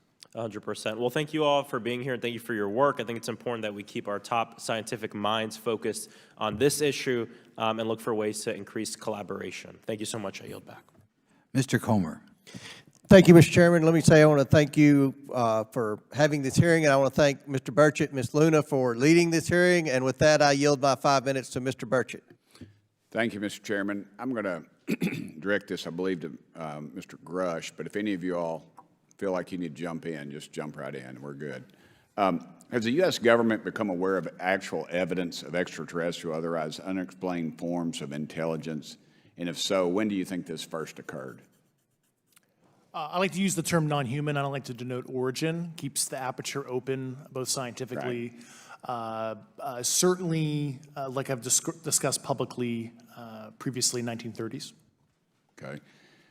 Can you give me the names and titles of the people with direct firsthand knowledge and access to some of these crash retrieval programs, and maybe which facilities, military bases that the recovered material would be in? And I know a lot of Congress have talked about we're going to go to Area 51, and and there's nothing there anymore anyway. It's just and we move like a glacier. And as soon as we announce it, I'm sure the moving vans would pull up. But please. I can't discuss that publicly, but I did provide that information both to the Intel committees and the Inspector General. And we could get that in the SCIF if we were allowed to get in a SCIF with you. Would that be probably what you would think? Sure, if you had the appropriate accesses, yeah. What special access programs cover this information, and how is it possible that they have evaded oversight for so long? I do know the names. Once again, I can't discuss that publicly and how they've evaded oversight. In a closed setting, I can tell you the specific tradecraft used. All right. When do you think those programs began, and who authorized them? I do know a lot of that information, but that's something I can't discuss publicly because of sensitivities. All right. If any of y'all want to jump in on any of this, you're more than welcome to. What level of security clearance is required to fully access these programs? Well, anybody who has... and I say that because myself, Representative Gates and Representative Luna were basically turned away at one point at Eglin. So please go right ahead. Certainly difference between member access and, say, somebody like me, but anybody who has a TSSCI clearance and meets the eligibility criteria, the access adjudicative authority should be able to grant you access. Mr. Burchett, if you'll yield, so just to put a fine point on that, there's nothing that you're aware of that's above special access program classification. It's a misnomer that there's anything actually above top secret. Executive Order 13526 delineates the classification levels. Right, but I draw a point on that because we can have access to those programs, and so the notion that we're not being given that access sort of defies our typical muscle memory here in Congress. Thank you, Mr. Burchett. I'll yield back to you. Thank you, Mr. Gates. Along those lines, Title 10, you may not know this or not, but Title 10 and Title 50 authorization, they seem to say they're inefficient. So who gets to decide this, in your opinion, in the past? It's a group of career senior executive officials. Okay, are they government officials? Both in and out. Do what? Both in and out of government, and that's about as far as I can go there. Yeah. All right, well, that leads to my next question. Which private corporations are directly involved in this program? How much taxpayer money has been invested in these programs, to your knowledge? I mean, we know we audit the Pentagon every year, and I've been here 5 years, and they failed the dadgum thing every year. They lose over $1 billion a year, we think, and I've told the Department of Defense maybe 60% of their assets are unaccounted for, whatever the heck that means. In the public sector, you go to jail for that kind of crap. So tell me. Yeah, I know when I'm $1 off of my DTS travel voucher, I get hammered, but it seems like it doesn't work the other way, If you right? if you sell over $600 worth of stuff on eBay now, you get a call from the IRS. So please, what corporations? Yeah, I don't know the specific metrics towards the end of your question. The specific corporations I did provide to the committees in specific divisions, and I spent 11 and a half hours with both Intel committees. So. Okay, has there been an active U.S. government disinformation campaign to deny the existence of unidentified aerial phenomena? And if so, why? I can't go beyond what I've already espoused publicly about that.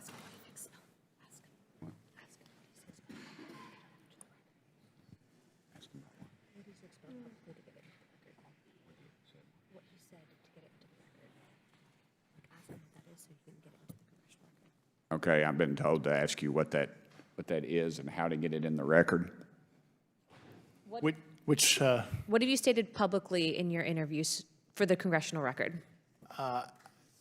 If you reference my News Nation interview and I talk about a multi-decade, campaign to disenfranchise public interest, basically. Chairman, I've gone. Yeah. Thank I you. apologize, Mr. Chairman. I yield back negative 21 seconds. Thank you. Ms. Ocasio-Cortez? Thank you, Mr. Chairman, and thank you to our witnesses for coming here today. I do concur with the ranking member as well as several other members here on this committee that this is a committee for whistleblowers and for the protection of whistleblowers as well. So we understand what you're putting on the table here and what you're putting on the line here, and we thank you for that. Mr. Grusch, you sat on the Unidentified Anomalous Phenomenon Task Force created in the 2020 NDAA, correct? Yes. There have been some things that have been mentioned here during this hearing that I wanted to pick up on. Mr. Graves, you mentioned specifically during the answers to one of your questions, you named Boeing contractors being engaged in an incident regarding this red cube about a football field wide. I was wondering if you could speak a little bit about the interaction, or Mr. Grusch, either of you, the interactions between defense contractor companies and any UAP-related programs or activities. So I'll just say that the information about the contractor themselves were provided by a witness, and I have no particular detail in that relationship. Mr. Grusch. The kind of general unclassed wave tops, certainly the contractors, are the metal benders, so to speak. They're the ones actually doing specific performance on government contracts. Are they required to issue any disclosure regarding UAP sightings, or do they engage in any reporting around this? In terms of the contractors, Yes. not that I'm aware of. They do not. Okay. Now, when it comes to notification that you had mentioned about IRAD programs, we have seen defense contractors abuse their contracts before through this committee. I have seen it personally, and I have also seen the notification requirements to Congress abused. I am wondering, one of the loopholes that we see in the law is that there is, at least from my vantage point, is that depending on what we're seeing, is that there are no actual definitions or requirements for notification. What methods of notification did you observe? Like when they say they notified Congress, how did they do that? Do you have insight into that? For certain IRAD activities, I can only think of ones conventional in nature. Sometimes they flow through certain, I'll just say, SAP programs that have cognizant authority over the Air Force or something, and those are congressionally reported compartments, but IRAD is literally internal to the contractor, so as long as it's money, either profits, private investment, et cetera, they can do whatever they want. To put a finer point on it, when there is a requirement for any agency or company to notify, or any agency to notify Congress, do they contact the chairman of a committee? Do they get them on the phone specifically? Is this through an email to hypothetically a dead email box? A lot of it comes through what they call the PPR, Periodic Program Review Process, if it's a SAP or Controlled Access Program Equity, and then those go to the specific committees, whether it be the SAS, CASC, HISI. Thank you. I apologize, my time is limited. Mr. Graves, one of your main concerns is that the FAA currently does not have an official process to receive reports of UAP from pilots or others, correct? Correct. And in your experience, what data should the AERO program prioritize for potential collection? We have, location, date, time, but are there other specific characteristics that should be included in these reports? Certainly. I think that there's two categories that would be important. One would be kinematics and understanding the specifics of how the vehicle or objects are moving. And the second would be a more zoomed out approach of being able to look at origin and destination before the incident, as well as getting a better contextual understanding of how these objects are interacting with each other. Thank you. Now, because I only have a minute left, I apologize, we only have 5 minutes today, but for the record, if you were me, where would you look? Titles, programs, departments, regions, if you could just name anything. And I put that as an open question to the three of you. I'd be happy to give you that in a closed environment. I can tell you specifically. Thank you. Commander Fravor? And I would say, and I've told people that you have to know where to look. They're not going to divulge it to you because of the classification levels. But if you know where to look and who to talk to, which is exactly what Mr. Grusch can point you, then you have them. Okay. Mr. Graves? I was an operator, so I was depending on folks like Mr. Grusch to do that homework. Okay. Thank you very much. I yield back to the chair. Mr. Biggs?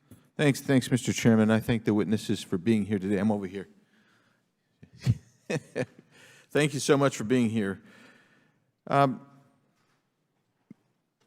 want to get into specifics here, and a reason I'm going to go this way is because you've talked a bit about what I would call misdirection by official U.S. government with regard to UAPs, right? And so I'm going to get to that in a second. But last week, White House NSC spokesman John Kirby stated that UAPs are having an impact on our training ranges and need to be treated as a legitimate issue. Do you concur with the statements? That's for each of you. Yes. Yes. Yes. Okay. Now, having said that, I'm going to take you to specific instances around the Phoenix Valley, because that's where I live. And in '97, we had the famous Phoenix Light case. I don't know if any of you are familiar with that. There were two things that went along with that, and the explanation was military training range off Luke and the Barry Goldwater Range. Do you know anything different other than the official explanation of those lights? Only what's in the public vernacular about it. That was outside the scope of my duties. And if we wanted to, just my question along with my colleague from New York, Ms. Ocasio-Cortez, if we wanted to find out more about that, where would we go to find the files, and who would we address? And are you going to tell me we need to go to a SCIF so you can tell us in a SCIF? I could potentially give you a vector on that. That specific case, I'm familiar with it in terms of public, but I give you a vector in closed environment, yeah. That would be good, thank you. So if it's true that UAPs are having an impact on training ranges, and this administration considers it to be a legitimate issue, what steps can Congress take to address training range impacts? And I say that having two very large training ranges in my state. And so we'll start with Mr. Graves and go on down the panel. Some of the initial procedures have been implemented, such as within the United States Navy, that have a range failure report that gathers information from pilots. I understand that a service-wide reporting mechanism is still pending. However, that would be a great next step, not only for gathering information, but for showing the troops that it is an acceptable topic and reducing the stigma. Okay, please, all of you continue. Yeah, as a recipient of a lot of those training range reports, sometimes we only get contextual kind of oral reporting. It'd be nice if they attached all sensor data and there's a system in place that can handle multiple classifications of data. And that's an issue with the F-35, right? That jet was never built to be an ISR platform. And it's a pain in the, we'll just say, butt to get that data off. So, yeah. Great. Thank you. Yeah, I would agree with the previous two. Being a user of those training ranges, that the data has to be out there. You have to acknowledge that you're seeing them, and then you have to collect the data. Right now, you get the report, someone says, I saw something, but no one collects the radar data to back it up and do research. Okay. Do you believe that the 2019 classification guidelines for UAPs interferes with the federal government's ability to be transparent with the American people? And do you think we need to be more transparent with the American people? All of you, yeah. I'll say yes to that. Yeah, I'm familiar with at least the UAP Task Force 2019 Security Classification Guide. I think it's fair. I did actually help author that with the director. You got a bias that way then. But I will say, I'll call it a lazy attitude about declassifying videos. I mean, I've seen some of the videos of the recent shoot down, and I saw no reason that couldn't have been released as long as they mask some data. The American people deserve to see that imagery and full motion video. I would think, well, in my opinion, I will say things are overclassified. I know for a fact the video or the pictures that came out in the 2020 report that had the stuff off the East Coast, they were taken with an iPhone off the East Coast. A buddy of mine was one of the senior people there, and he said they were originally classified at TSSCI. And my question to him was, what's TSSCI about these? They're an iPhone Right. literally off the vacapes. That's not TSSCI. So they're overclassified, and as soon as they do that, they go in a vault, and then you all have to look for them.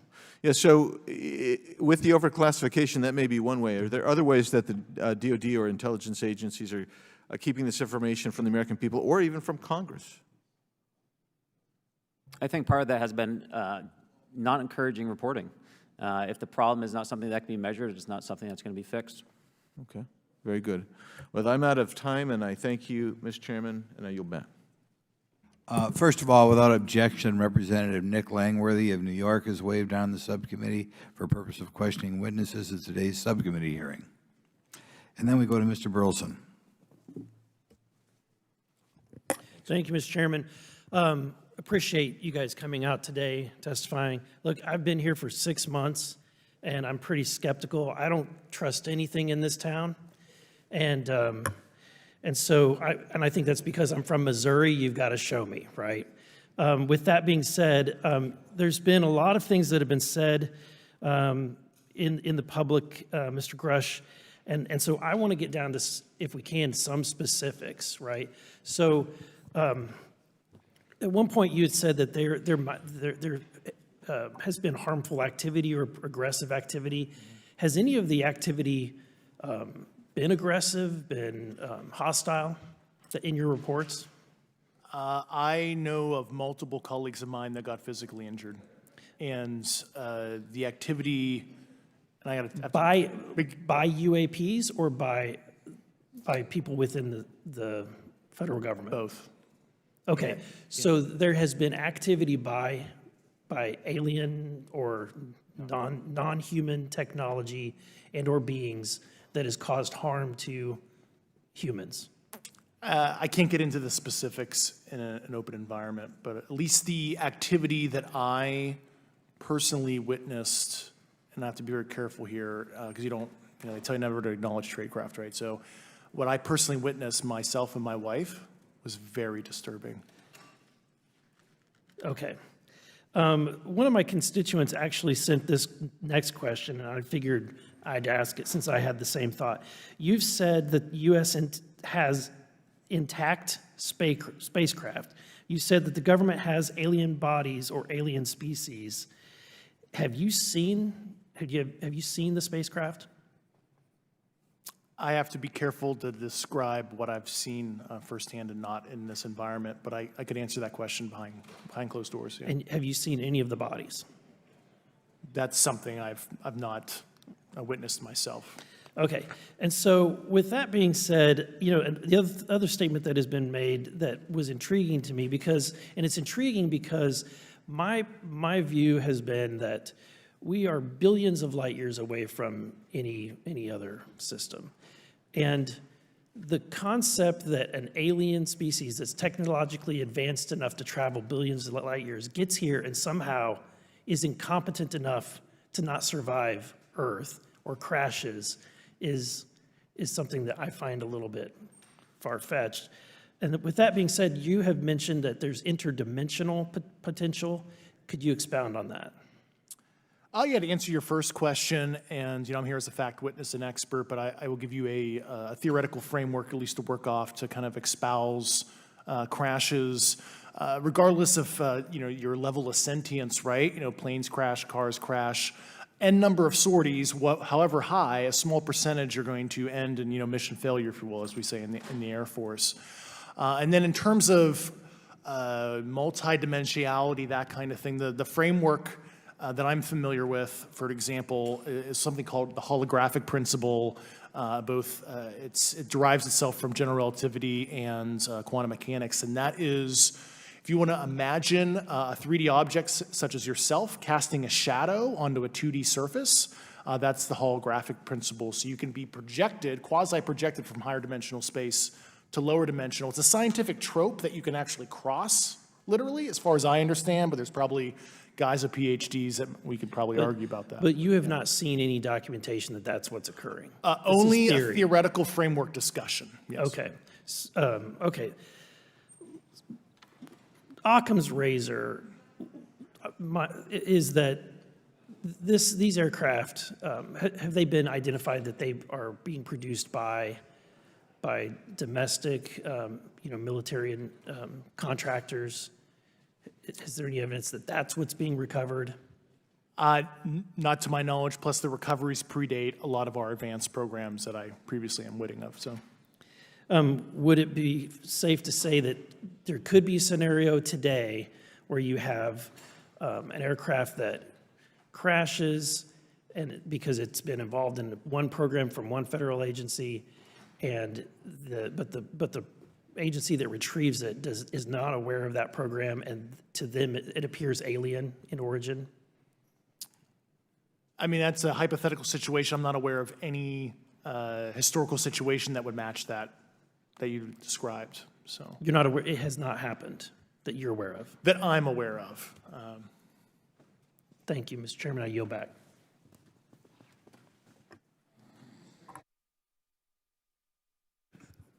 Several months ago, my office received a protected disclosure from Eglin Air Force Base indicating that there was a UAP incident that required my attention.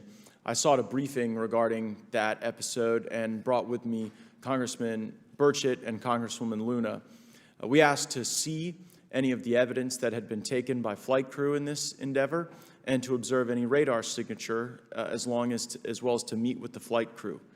We were not afforded access to all of the flight crew. And initially, we were not afforded access to images and to radar.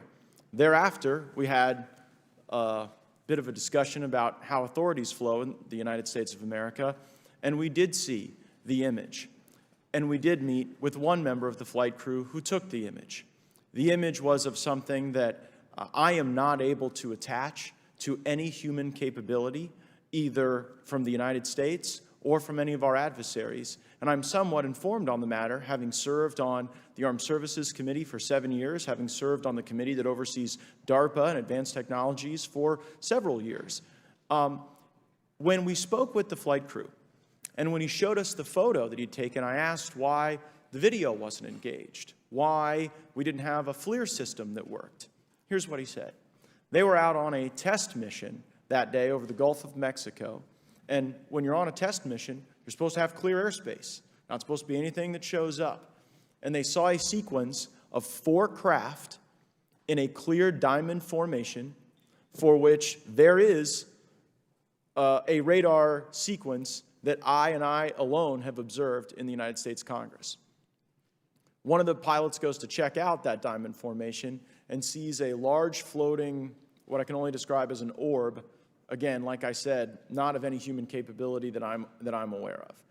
And when he approached, he said that his radar went down, he said that his FLIR system malfunctioned, and that he had to manually take this image from one of the lenses, and it was not automated in collection, as you would typically see in a test mission. So I guess I'll start with Commander Fravor. How should we think about the fact that this craft that was approached by our pilot had the capability of disarming a number of the sensor and collection systems on that craft? Well, I think this goes to that national security side, and you can go back through history of things showing up at certain areas and disabling our capabilities, which is disheartening. And for us, I mean, like I said, it completely disabled the radar on the aircraft when it tried to do it, and the only way we could see it is passively, which is how you got that image. So I think that's a concern on what are these doing, not only how do they operate, but their capabilities inside to do things like this. And how should we think about 4 craft moving in a very clear formation, equidistant from one another, in a diamond? In all of the phenomenon, perhaps, Mr. Grave, that you've analyzed, have we ever seen multiple craft in a single formation? I have one particular case, and that was during the gimbal incident. The recording on the AT FLIR system shows a single object that rotates. You hear the pilots refer to a fleet of objects that is not visible on the FLIR system, and that was something that I witnessed during the debrief as part of the radar data on the situational awareness page. I would like to add, however, Congressman, there's a small bit of anger, I would say I would feel that those pilots are still facing that difficulty in reporting this topic, and they don't have the tools to be able to mitigate this issue. It just goes to show how serious this is and why this is such an important issue for our pilots and for our nation. It was stated explicitly to me by these test pilots that if you have a UAP experience, the best thing you can do for your career is forget it and not tell anyone. Because any type of reporting, either above the surface or below the surface, does have a perceived consequence to these people, and that is a culture we must change if we want to get to the truth. Mr. Chairman, I would observe that perhaps as we move forward from this hearing, there are some obvious next steps. Every person watching this knows that we need to meet with Mr. Grusch in a secure, compartmentalized facility so that we can get fulsome answers that do not put him in jeopardy and that give us the information we need. Second, I would suggest that the radar images that were collected of this formation of craft out of Eglin Air Force Base, and specifically the actual image taken by the actual flight crew that we can actually validate, be provided to the committee, subpoenaed if necessary, so that we're able to track how to get this type of reporting and analysis done in a more fulsome way. That would be my recommendation, humbly, as a guest here of the Fine Oversight Committee. I yield back. Ms. Mays? Thank you, Mr. Chairman, and good morning to our witnesses who are testifying today. I want to thank each of you for being here to discuss a topic of grave importance to our national security. Earlier this year, a Chinese spy balloon was shot down off the coast of my home state of South Carolina. Since the Roswell incident in 1947, many Americans have wondered about the dangers of unknown objects crisscrossing our skies. Whether these are UAPs or weather phenomena, advanced technology from American allied or enemy forces, or something more out of this world. So my first question, I have several questions, and if we can just be quick on these first two, I'm going to ask each of you the same question, and then I'll get to each of you individually. The first one, when you reported your experiences with a UAP, did any of you face any repercussions with your superiors, yes or no? No. No. I've actually never seen anything personally, believe it or not. So. All right. And then do you believe there's an active disinformation campaign within our government to deny existence of UAPs, yes or no? I don't have an answer to that. As previously stated publicly, yes. I think previously with like Project Blue Book, yes, but currently I don't speak for the United States government. Okay, thank you. I have a few questions for Mr. Graves. What percentage of UAP sightings, in your belief, go unreported by our pilots? This is an approximation based off of my personal experience speaking with a number of pilots, but I would estimate we're somewhere near 5% reporting, perhaps. So like 95% basically don't report seeing UAPs? That's just my personal estimate. In the incident off Virginia Beach, do you believe the Navy took the danger to your aircraft seriously after it was reported? Absolutely. A few questions for Mr. Fravor. As an expert naval aviator, have you ever seen an object that looked and moved like the Tic Tac UAP? No. Did the Tic Tac UAP move in such a way that defied the laws of physics? The way we understand them, yes. Many dismiss UAP reports as classified weapons testing by our own government, but in your experience as a pilot, does our government typically test advanced weapon systems right next to multi-million-dollar jets without informing our pilots? No, we have test ranges for that. It took over 15 years for your encounter with the Tic Tac to be declassified. Do you feel there was a good reason to prevent lawmakers from having access to this footage? No, I just think it was ignored when it happened, and it just sat somewhere in a file. Never got reported. In a drawer. It happens a lot up here. Shocker. Mr. Grusch, a couple of questions for you too, sir, this morning. What percentage of UAPs do you feel are adequately investigated by the U.S. government, of the 5% that are reported? I can only speak for my personal leadership over at NGA. I tried to look at every report that came through that I could triage. So. Do you believe that officials at the highest levels of our national security apparatus have unlawfully withheld information from Congress and subverted our oversight authority? There are certain elected leaders that had more information that I'm not sure what they've shared with certain Gang of Eight members or et cetera, but certainly I would not be surprised. Okay. You've stated that the government is in possession of potentially non-human spacecraft. Based on your experience and extensive conversations with experts, do you believe our government has made contact with intelligent extraterrestrials? Something I can't discuss in public setting. Okay, I can't ask when you think this occurred. If you believe we have crashed craft, stated earlier, do we have the bodies of the pilots who piloted this craft? As I've stated publicly already in my News Nation interview, biologics came with some of these recoveries, yeah. Were they, I guess, human or non-human biologics? Non-human, and that was the assessment of people with direct knowledge on the program I talked to that are currently still on the program. And was this documentary evidence, this video, photos, eyewitness? Like, how would that be determined? The specific documentation I would have to talk to you in a skiff about. Gotcha. Okay, so, and you may or may not be able to answer my last question, and maybe we get into a skiff at the next hearing that we have, but who in the government, either what agency, sub-agency, what contractors, who should be called into the next hearing about UAPs, either in a public setting or even in a private setting? And you probably can't name names, but what agencies or organizations, contractors, et cetera, do we need to call in to get these questions answered, whether it's about funding, what programs are happening, and what's out there? I can give you a specific cooperative and hostile witness list of specific individuals that were in those. And how soon can we get that list? I'm happy to provide that to you after the hearing. Super, thank you, and I yield back. Okay, now we have Mr. Langworthy. Is he here? Okay. Thank you very much. I'd like to thank all of the witnesses for being here today to discuss this very unique topic. And I'd like to jump right into my questions, if you don't mind. Commander Fravor, can you briefly describe your background? Yeah, I was an enlisted Marine, Naval Academy graduate, Navy, flew for 18 years, got a master's from University of Houston, and I've worked in the private sector for the last, 16 years, 17 years. I do a lot of defense work. So. Really gold-plated credentials. Commander Fravor, we have all seen the floating Tic Tac video that you engaged with on November 14th, 2004. Can you briefly talk about why you were off the coast of San Diego that day?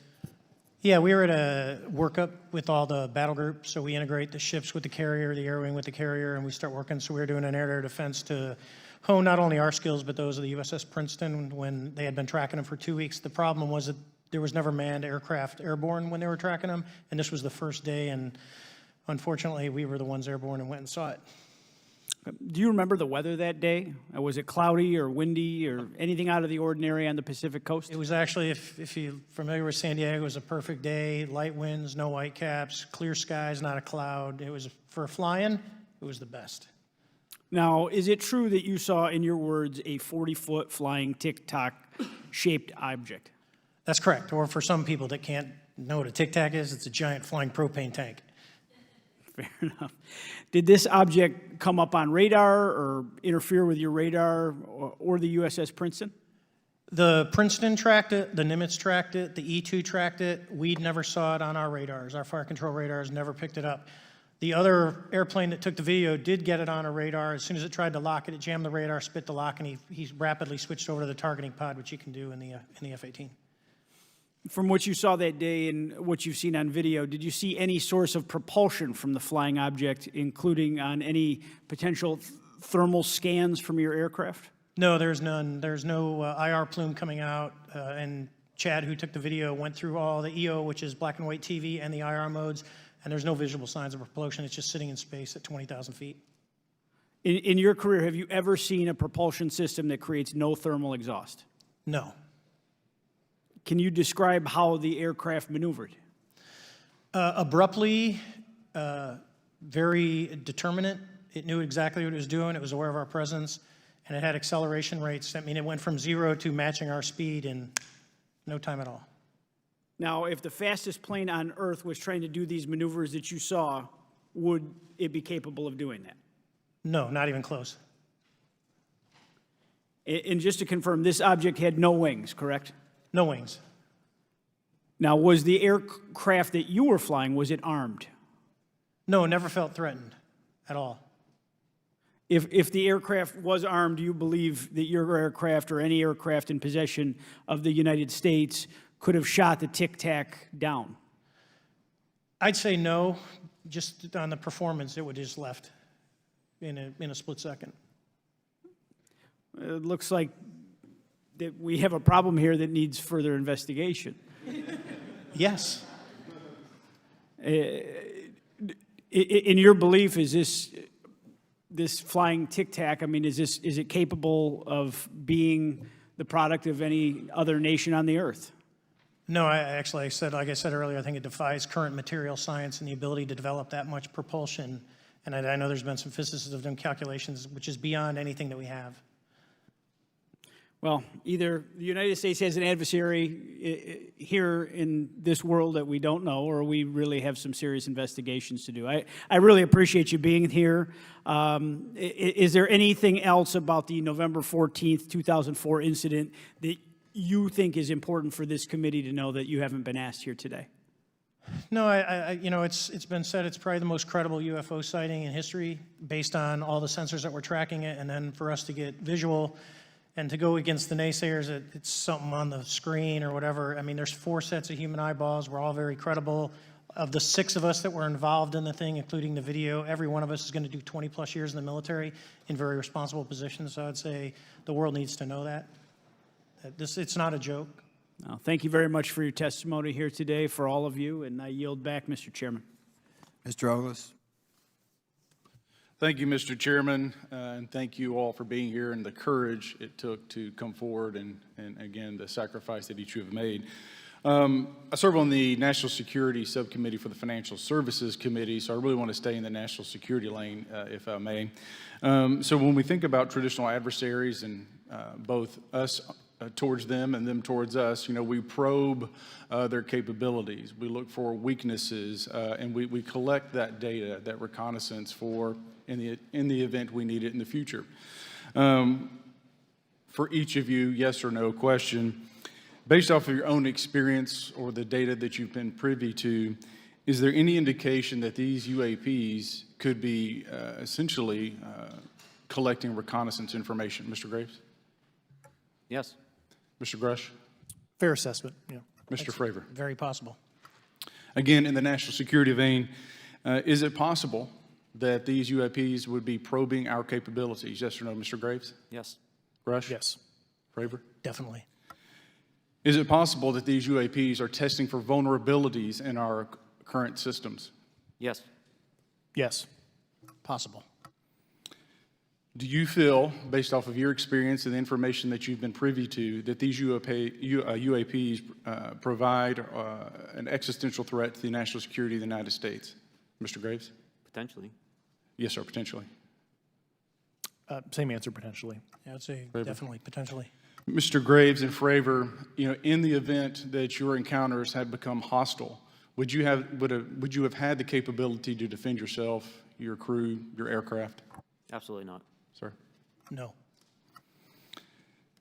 Is, based off of the information that you've been privy to, is there any indication that these UAPs are interested in our nuclear technology and capabilities? Yes. By external observation, sure, that could be a fair assessment, yeah. Yes.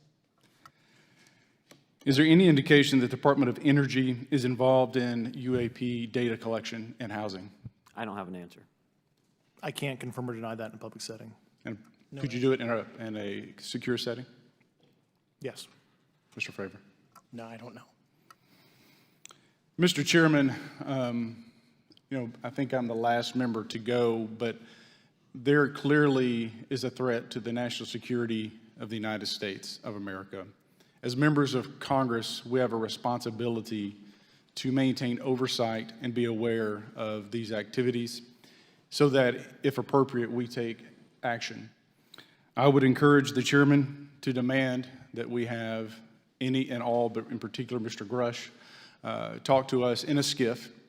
And if that access is denied, I will personally volunteer to initiate the Holman Rule against any personnel or any program or any agency that denies access to Congress. Mr. Chairman, with that, I will yield the remainder of my time to my fellow colleague from Tennessee, Mr. Burchett. Thank you, Mr. Chairman. Thank you, Mr. Ogles, for the great questions, brother. Mr. Grusch, I might have asked this before, but I want to make sure. Do you have any personal knowledge of someone who's possibly been injured working on legacy UAP reverse engineering? Yes. Okay. How were they injured? Is it something like a radioactive type situation or something we didn't understand? I've heard people talk about Havana syndrome type incidences. What was your recollection of that? I can't get into specifics, but you could imagine assessing an unknown unknown. There's a lot of potentialities you can't fully prepare for. How do you think we ought to handle UAP whistleblower complaints like yours in the future? Yeah, there was some issue with mine. So, PPD-19 process, it goes to the Intel committees, either through PPD-19 or ICD-120. There's not a good way for the Intelligence Community Inspector General to provide that to other committees. And I asked my information to be sent to the House and Senate Armed Services Committee because there are Title X equities at play, but there was no smooth process to do so. Yeah. That's a trash can. Are you aware of any individuals that are participating in reverse engineering programs for non-terrestrial craft? Personally, yes. Do you know any that would be willing to testify if there were protections for them? Certainly closed door and assurances that breaking their NDA, they're not going to get administratively punished for so. Yeah. I yield, Mr. Chairman. Thank you. We're going to do something a little bit out of the ordinary here. We're going to give 3 people a chance at an additional 3 minutes. So Mr. Burchett, do you want to keep going? Why don't you come back to me, Mr. Chairman? Ms. Luna, is she on that list? Sure. Chairman, I'd like to submit for the record an article by News Nation, and it follows Mr. Grusch's full interview for the record. Without objection. Thank you. Mr. Grusch, why is it that you refer to the phenomenon as non-human intelligence? Why deviate from the basis of extraterrestrial life? I think the phenomenon is very complex, and I like to leave an open mind analytically to specific origin. When you say specific origin, are you referring, can you elaborate on that for those that might not? If it's a traditional extraterrestrial origin or something else that we don't quite understand from either a biological or astrophysics perspective, I just like to keep an open mind on what it could be, Okay, and referring to your News Nation interview, you had referenced specific treaties between governments. Article 3 of the Nuclear Arms Treaty with Russia identifies UAPs. It specifically mentions them. To your knowledge, are there safety measures in place with foreign governments or other superpowers to avoid an escalatory situation in the event that a UAP malevolent event occurs? Yeah, you're referring to actual public treaty in the UN Register. It's funny you mentioned that. Yeah, the Agreement on Measures to Reduce the Risk of Outbreak of Nuclear War signed in 1971. Unclassified treaty publicly available. And if you cite the George Washington University National Security Archives, you will find the declassified in 2013 specific provisions in the specific red line flash message traffic with the specific codes pursuant to Article 3 and Article, also Situation 2, which is in the previously classified NSA archive. What I would recommend, and I tried to get access, but I got a wall of silence at the White House, was those specific incidents when those message traffic was used. I think some scholarship on that would open the door to a further investigation using those publicly available information. Thank you. And then my last question with 51 seconds remaining. You mentioned white-collar crimes potentially being taking place in regards to a cover-up. Can you please elaborate? I have concerns based on the interviews I conducted under my official duties of potential violations of the Federal Acquisition Regulations, the FAR. Thank you very much, Chairman. I yield the remainder of my time. Okay, we'll go to Mr. Raskin for 3 minutes. Thanks, Mr. Chair, and I thank the witnesses for their endurance and service today. Mr. Fravor, you've described your episode in detail now, and you call it the most credible UFO sighting in history. But I wonder, was this the first time that you encountered a UFO or a UAP in 2004? Yes. And what was your general attitude or perspective on the UFO discussion before that happened? I never felt that we were alone with all the planets out there, but I wasn't a UFO person. I wasn't watching History Channel and MUFON and all that. And have you had experiences or encounters since that happened? No. And so have you formed any general conclusions about what you think you experienced then? Yes, I think what we experienced was, like I said, well beyond the material science and the capabilities that we had at the time, that we have currently, or that we're going to have in the next 10 to 20 years. Very good. Mr. Grusch, you've been able to answer in great detail on certain questions, and then other things you say you're not able to respond to. Can you just explain where you're drawing the line and what's the basis for that? Yeah, based on my DOPSR security review and what they've determined that is unclassified. I see. So you're answering any questions that just call upon your knowledge of unclassified questions, but anything that relates to classified matters you're not commenting on in this context? In an open session, but happy to participate in a closed session at the right level, yeah. Okay. And Mr. Graves, you've said that there are dozens of fellow pilots, military pilots. Are there also commercial pilots who've encountered the same kind of sightings that you described before? They are similar. Commercial pilots have less range and less sensors to be able to reach out and look for objects over wide swaths of airspace. And so pilots are seeing them, commercial pilots are seeing them, and they're typically closer, and the range of what they're seeing is pretty large. What is the most vivid, concrete sighting with the naked eye of the objects that you described before, the cube-like objects? Certainly. I think the most vivid sighting of that would have been near midair that we had at the entrance to our working area. One of these objects was completely stationary at the exact entrance to our working areas, not only geographically but also at altitude. So it was right where all the jets are going, essentially, on the eastern seaboard. The two aircraft flew within about 50 feet of the object, and that was a very close visual sighting. And you were in one of the aircraft? I was not. I was there when the pilot landed. He canceled the mission after, and I was there. He was in the ready room with all his gear on, with his mouth open, and I asked him what the problem was, and he said he almost hit one of those darn things. He said he was 50 feet away from it? Yes, sir. And his description of the object was consistent with the description you gave us before? A dark gray or a black cube inside of a clear sphere. Inside of a clear sphere? Yes. And with no self-evident propulsion system? No wings, no IR energy coming off of the vehicle, nothing tethering it to the ground. And that was primarily what we were experiencing out there. I'm over time. Thank you very much for your service, and I yield back to Mr. Chairman. Very good. Mr. Burchett? Thank you, Mr. Chairman. This is for all three of y'all, starting with Mr. Graves. Why did you come forward on this issue? I came forward because I felt that my colleagues did not have a way to mitigate this safety threat, and I wanted to help them. I was trained as an aviation safety officer by the Navy, and this seemed, it just felt right. I felt like I had to help the folks that were still flying and dealing with this. Mr. Grusch? Purely a sense of duty. My first sworn oath when I was a cadet 18 years ago, and I still uphold that even out of the uniform. Commander?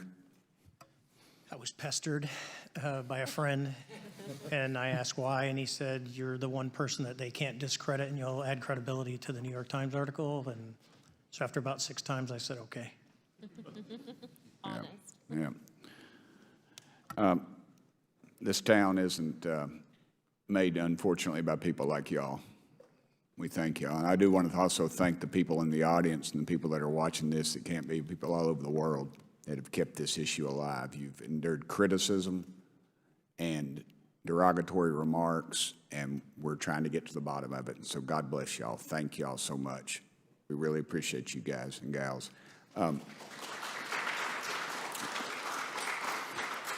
That's why we need term limits. Y'all keep clapping, us politicians just keep talking. So let me ask y'all, how can the public contribute to UAP reporting, and what avenues you think are available to the public to report these sightings? Well, right now, I don't think there is a lot of public options for every man to be able to report on this. I think even for professionals that have sensor data that are seeing these on a regular basis, they're still hesitant to come forward. And so for the general public, I think encouraging the conversations that we're having today, looking for technology solutions that can be distributed so that objective data can be gathered is the first place to go. Mr. Grusch? I'll just touch on the whistleblower side of it. I do encourage, current and former military, intelligence community, and industry contractors to come forward in a legal way, either through the IC or DoD or whatever the cognizant IGs are, to lead, join me in this discussion. Commander, and I guess I should say this for the record. My daddy was United States Marine Corps, 1st Marine Division, so. Hoorah. Yes, sir. He was old school, him and Chesty Puller on Peleliu, so thank you, wow. brother. Wow. Yes, sir. I'm not anything like my daddy. He was incredible. I'm very mediocre, to say the least, but go ahead. You seem to be doing fine. Yeah. For me, I was an accident investigator, so the biggest thing that you learn, and I think that witnesses need to do is, one, don't try and make the fish bigger than it was. Stick to the facts, write it down, and don't speculate what you think it is because it will sway your decision. Just write the facts down. We can get all the facts together and we can start to investigate and get a real honest story instead of it was this big. Thank you all, and I want to thank everybody. We made history today. Mr. Chairman, I yield. Thank you much, Mr. Garcia. Thank you. I know now we're going to be making some closing remarks, and so I just wanted to say a few things. First, to our witnesses, I want to thank all of you for being here with us today. I know that it takes a lot of courage. You're telling really important information to this committee, and I just want to thank you also for all three of you, your service to our country. I also want to just note that today's hearing was both important but also serious, and I want to thank our subcommittee chairman, Mr. Grothman, I think for running a very fair and substantive hearing. I do want to thank the committee staff on both sides for the amount of work that it took to put this hearing in place, and certainly to all the members that have been involved in this issue prior to the hearing. I also want to note for our witnesses and for the public that I'm a freshman member of Congress, and I've only been here for 7 months, but this is by far the most bipartisan conversation and discussion that I have seen happen in the Congress. And I think that a topic of this significance as it relates to our national security, as it relates to information that we're trying to gather for the American public, does bring people together, and I think that's been really great to see.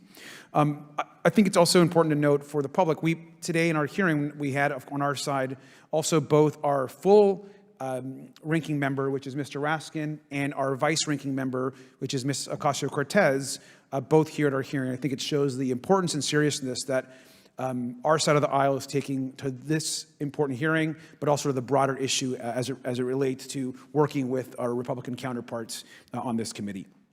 I want to additionally add that I think it's really important that we have and continue these discussions and these hearings.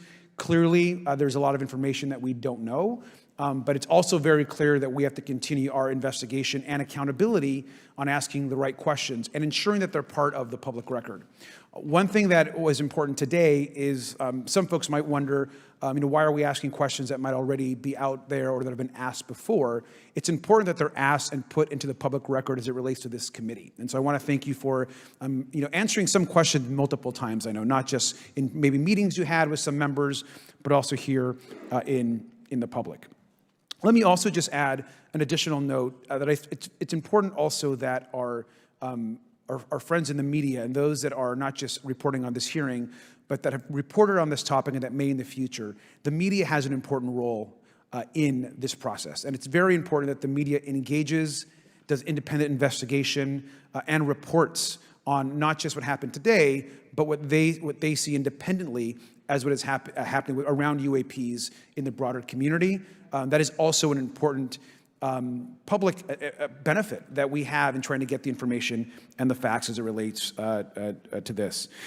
Let me also just say finally that as a teacher and an educator and a longtime teacher and researcher, that I also really believe in following facts, in doing your homework, and in making sure that you follow science as we try to get as most information as possible. And so I want to thank you all for agreeing to do that today.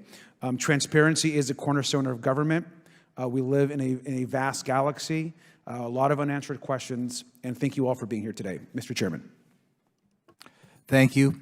I'd like to one more time thank Mr. Burchett and Ms. Luna for bringing this to our attention. It's a topic that has interested me since I was in school.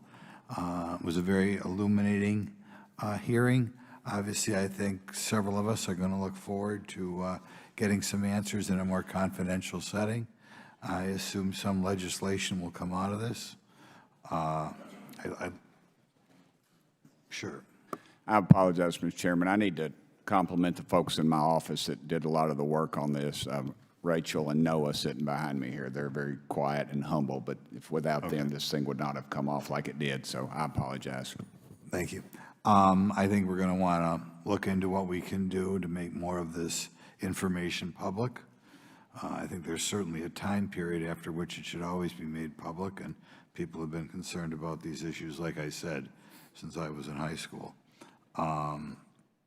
But in any event, I'd like to thank everybody who was here, sticking through the entire hearing.